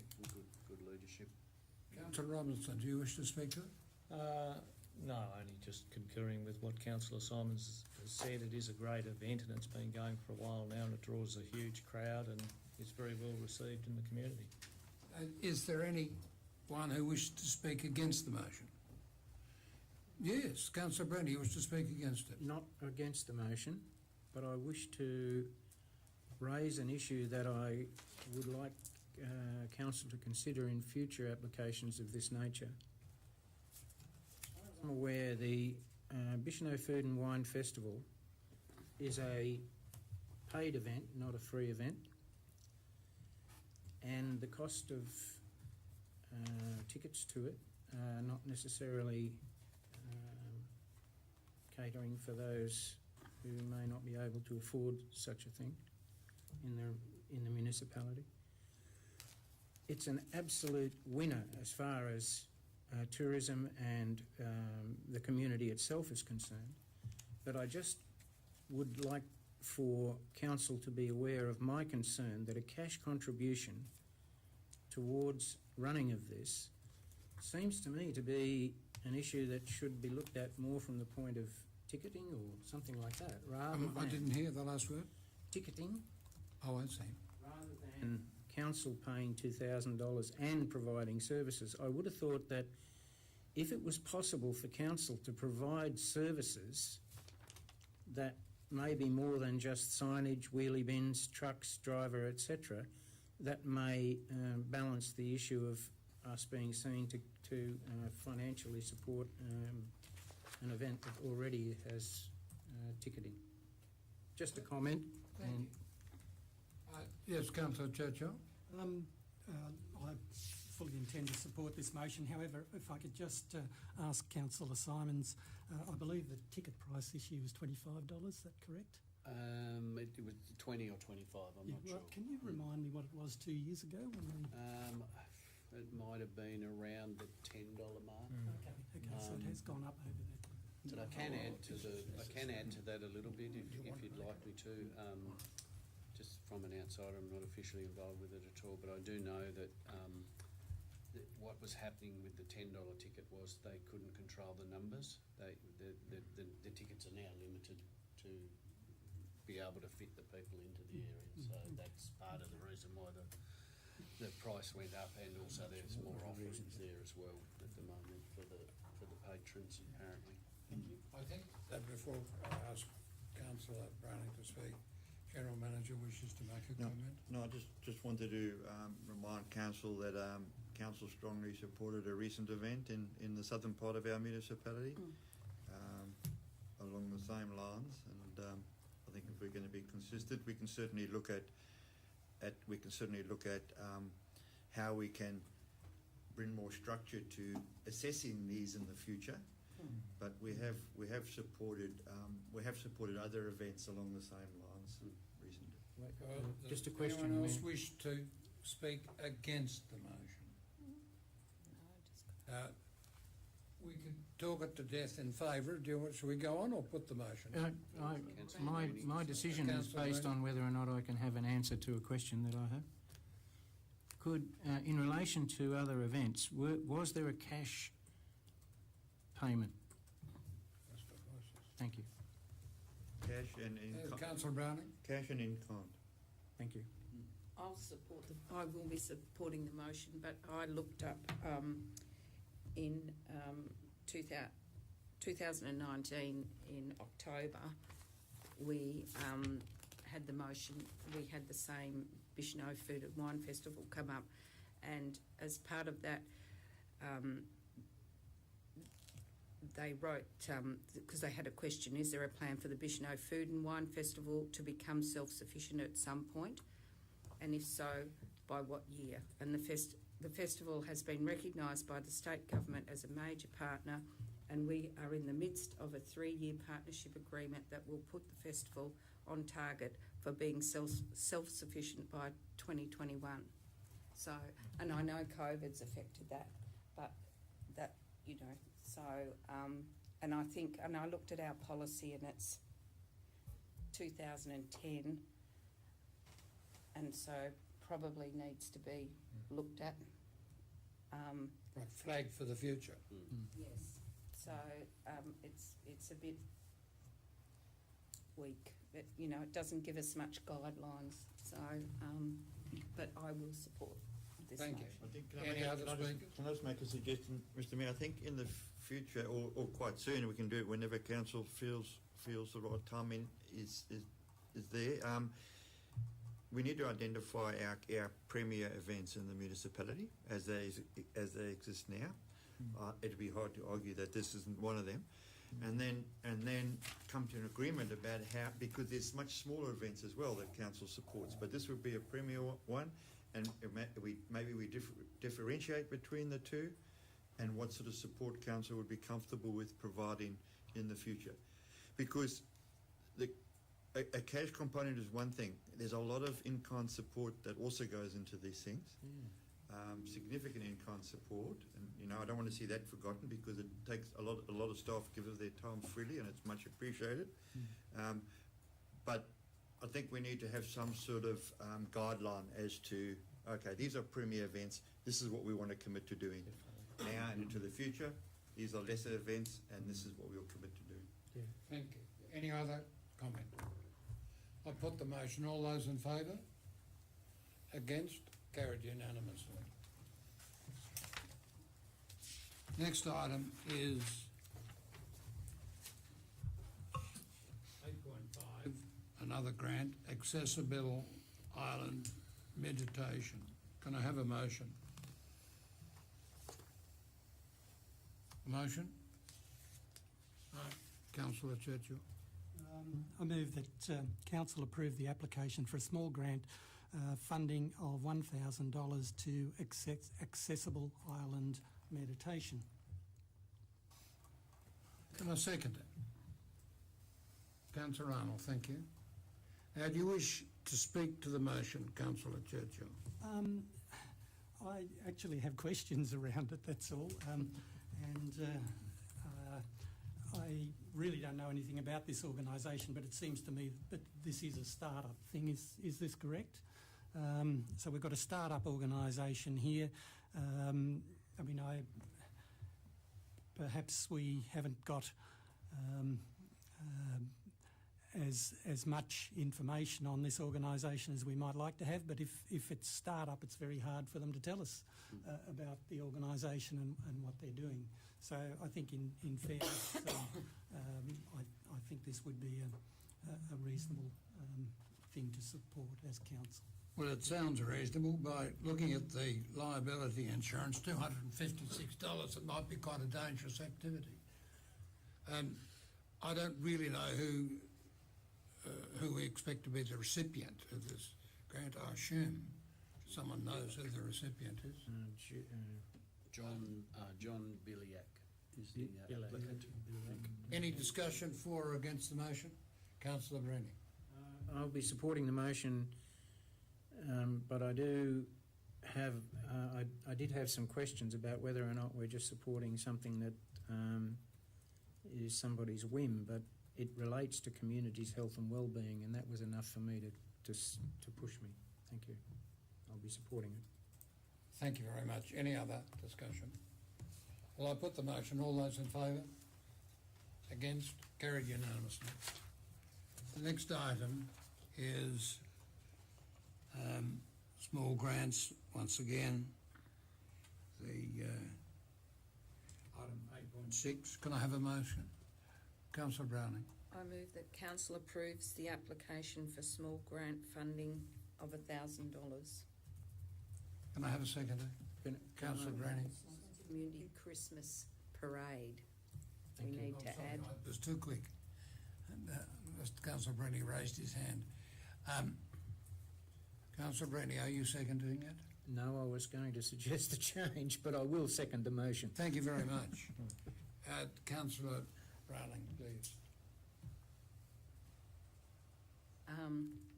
It's an event through you, Mayor, that happens every year, and it brings a lot of joy to small kids in the town and even to some large kids that enjoy You getting mean old involved. kids? Yeah. So I'll be supporting the motion. Any other discussion? I'll put the motion. All those in favour? Against? Carried unanimously. Next item is 8.7. Thank you very much, Councillor Arnold. Application for a grant, Spring Bay Target Club. Can I have a motion? Councillor Churchill. I move that Council approve the application for small grant funding of $1,000 to Spring Bay Target Club. Can I have a second? Councillor Robinson. Any discussion? Yes, Councillor Summers. Just briefly, I was just looking at the quote. works, and it is a quote for $1,517, which it says there, sorry. Regulators. So I'm assuming the club has the facility or the ability to put the other $517 towards the project. Well, I've got nothing to add. I might ask the question, does any councillor know whether the club is open to all comers? Yes. It would be. Pardon? Yes, it is. Thank you, Deputy Mayor. Deputy Mayor Wood says it is open to all comers. Councillor Browning. The application form, the club mentions that funding to be contributed by you or your organisation was 517. I presume they have that available to them. Thank you. Any discussion? All those in favour? Against? Carried unanimously with Councillor Arnold out of the room. Next item. 8.8, application for a small grant. Could you? Oh, yes, Councillor Arnold, the grant was approved. 8.8, community grant, small grant application, Warrior Kids. Can I have a motion? Deputy Mayor Woods. Yes, I'll move that council approve the application for small grant funding of $1,000 to Warrior Kids. Can I have a seconder? Councillor Arnold. Any discussion? I put the motion. All those in favour? Against? Carried unanimously. Can I make a comment? Sorry, Yes, to you, please. Mr. Mayor. So the report writer has added, you will note, in the budget implications area there, because I think the question was asked at a previous council meeting about how's our overall budget travelling. So with today's decisions, you can work out that we're probably down to about 15,000 thereabouts. So we're travelling quite well in terms of the overall year. That's for small grants, Mr. The small grants, Yes. I'm talking about, yep. So the 25,000 is the overall budget, and with, as I say, with today's decisions, we're probably around 15. So we hope to have the budget fully extended, because it's a really good program. This, I'm pleased that council supports it. We hope to have it fully expended by the end of the year.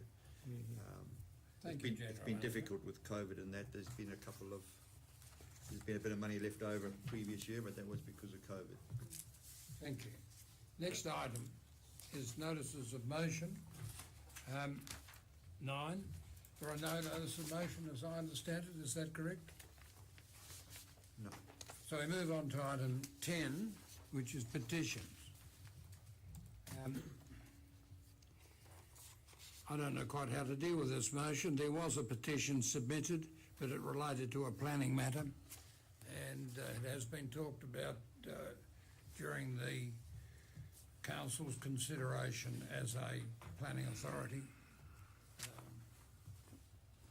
I'll ask that the matter be noted in the minutes. Item 11, questions without notice from councillors. Now, I won't ask these questions to be read out. As I understand it, the questions are there and the responses are printed. They're in the agenda, and that is merely noted. So I now move on to item 12. No. I'm sorry. Through you, Mayor, I believe now it's my time to ask some questions without notice as follow-ups to the questions I asked on notice, which are in this agenda. And I'd like to thank the General Manager for responding to those. I possibly wasn't specific enough with question 1, so I'll ask this one on notice. Without notice, rather. Has Tassal paid Glamorgan Spring Bay Council the full annual amount of interest and principal loan repayments for each of the past 3 financial years, namely 2018-19, 2019...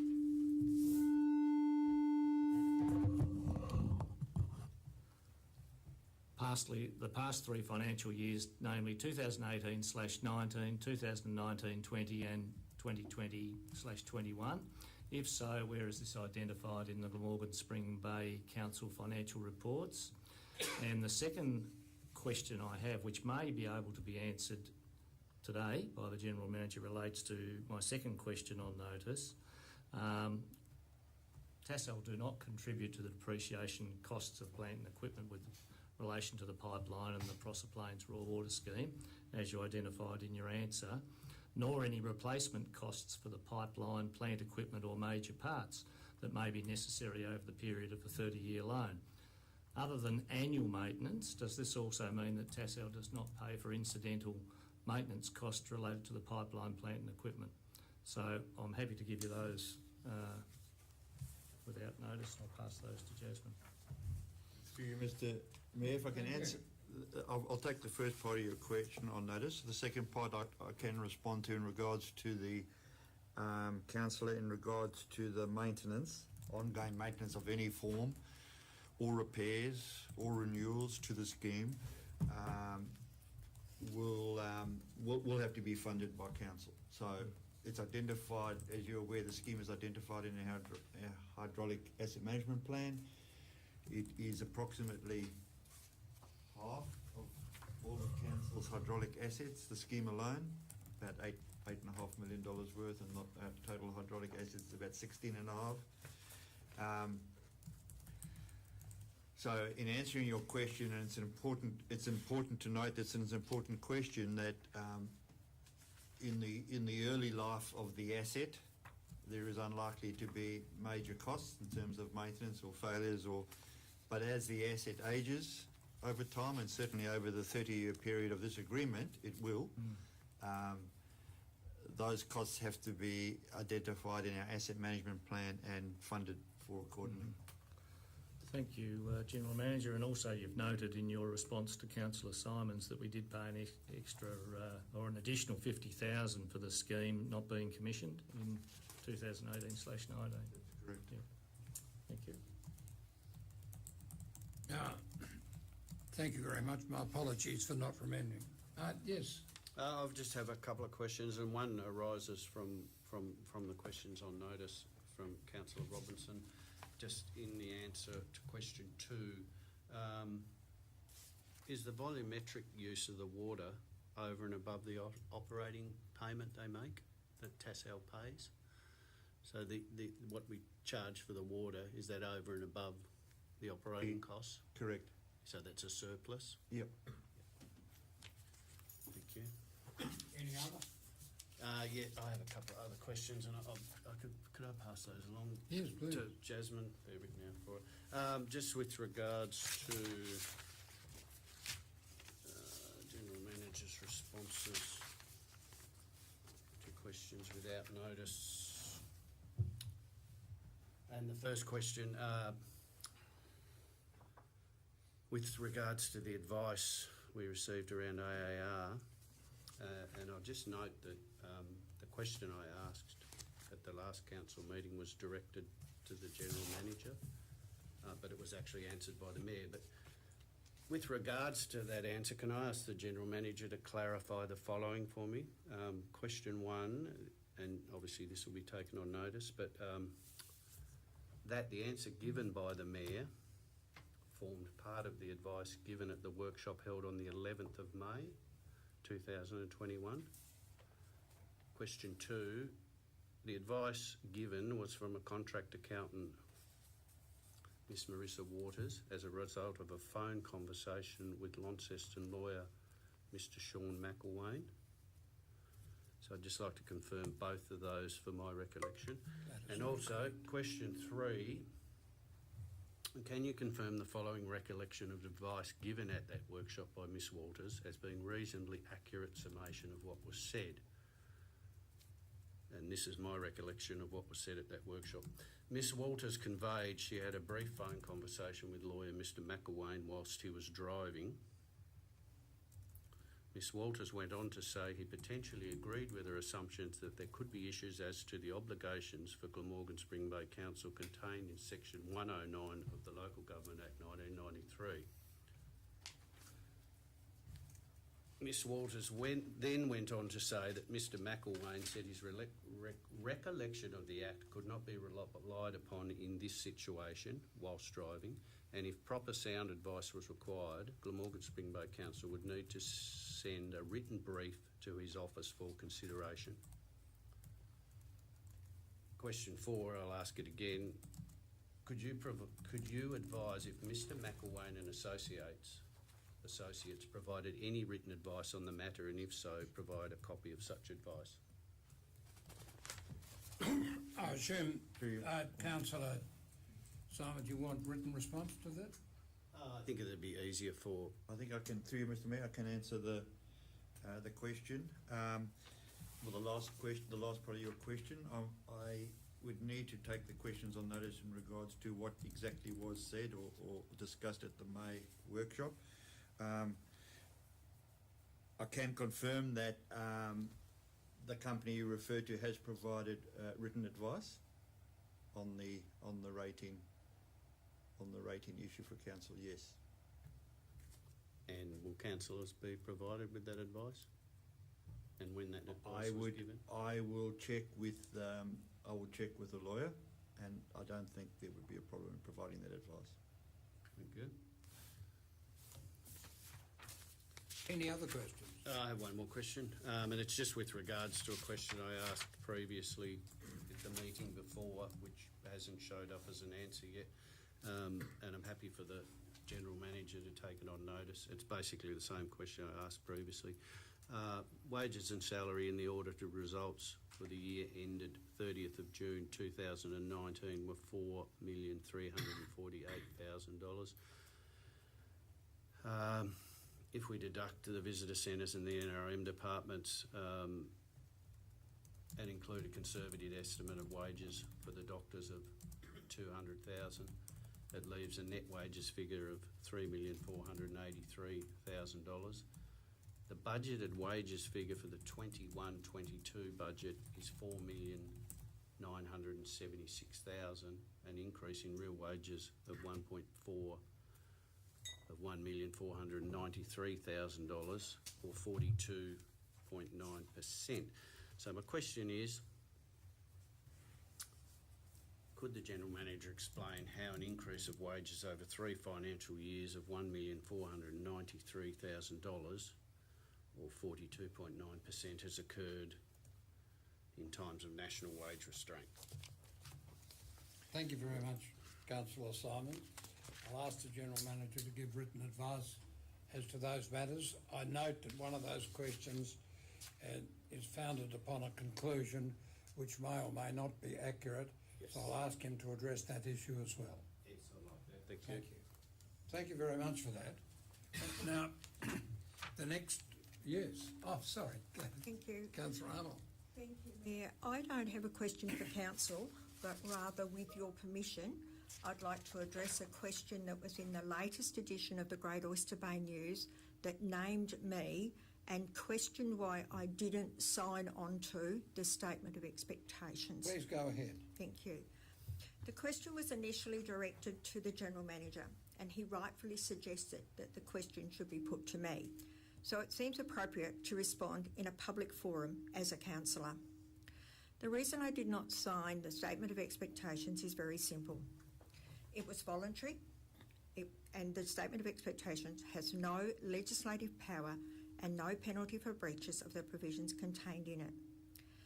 There were several reasons why I did not sign it, and I formally advised the then Minister for Local Government in April 2020 of those reasons, which he accepted. I do not feel that it is appropriate to divulge the communication I had with the Minister. Suffice to say that the Statement of Expectations process was a very costly exercise that did not fully address the concerns about Glamorgan Springbank Council circulating at the time. The Statement of Expectations reiterated the requirements of the Local Government Act in relation to how councillors perform their duties, with no mandatory requirement for elected members to sign the Statement of Expectations. I saw no reason to do so when I have a legislative responsibility to abide by the requirements of the Local Government Act. Thank you. Thank you very much, Councillor Arnold. I'm sure people would appreciate that response. Now, can I go to item 12 without trying to stop people from saying anything because the Deputy Mayor very kindly has pulled me to attention a number of times, and thank you for that. My pleasure. Excuse me, Mayor. Excuse me, did I hear you say it was my pleasure to pull me to attention? Yes, Councillor Browning. Could I, You could. could I ask whether or not a short break is appropriate? No, I think, look, I was going to deal with closed session, the next item, and then we have a break before we start at the closed session. Is that all right? That's fine. I ask for a motion that we moved into closed session. Councillor Browning, seconder. I move that council moves into closed session at 4:26. Thank you. Councillor Robinson. All those in favour? Against? Carried unanimously. I think it's a good idea, Councillor Browning. And you shouldn't have any pressure in pulling me up. I think she enjoys it, actually. You're not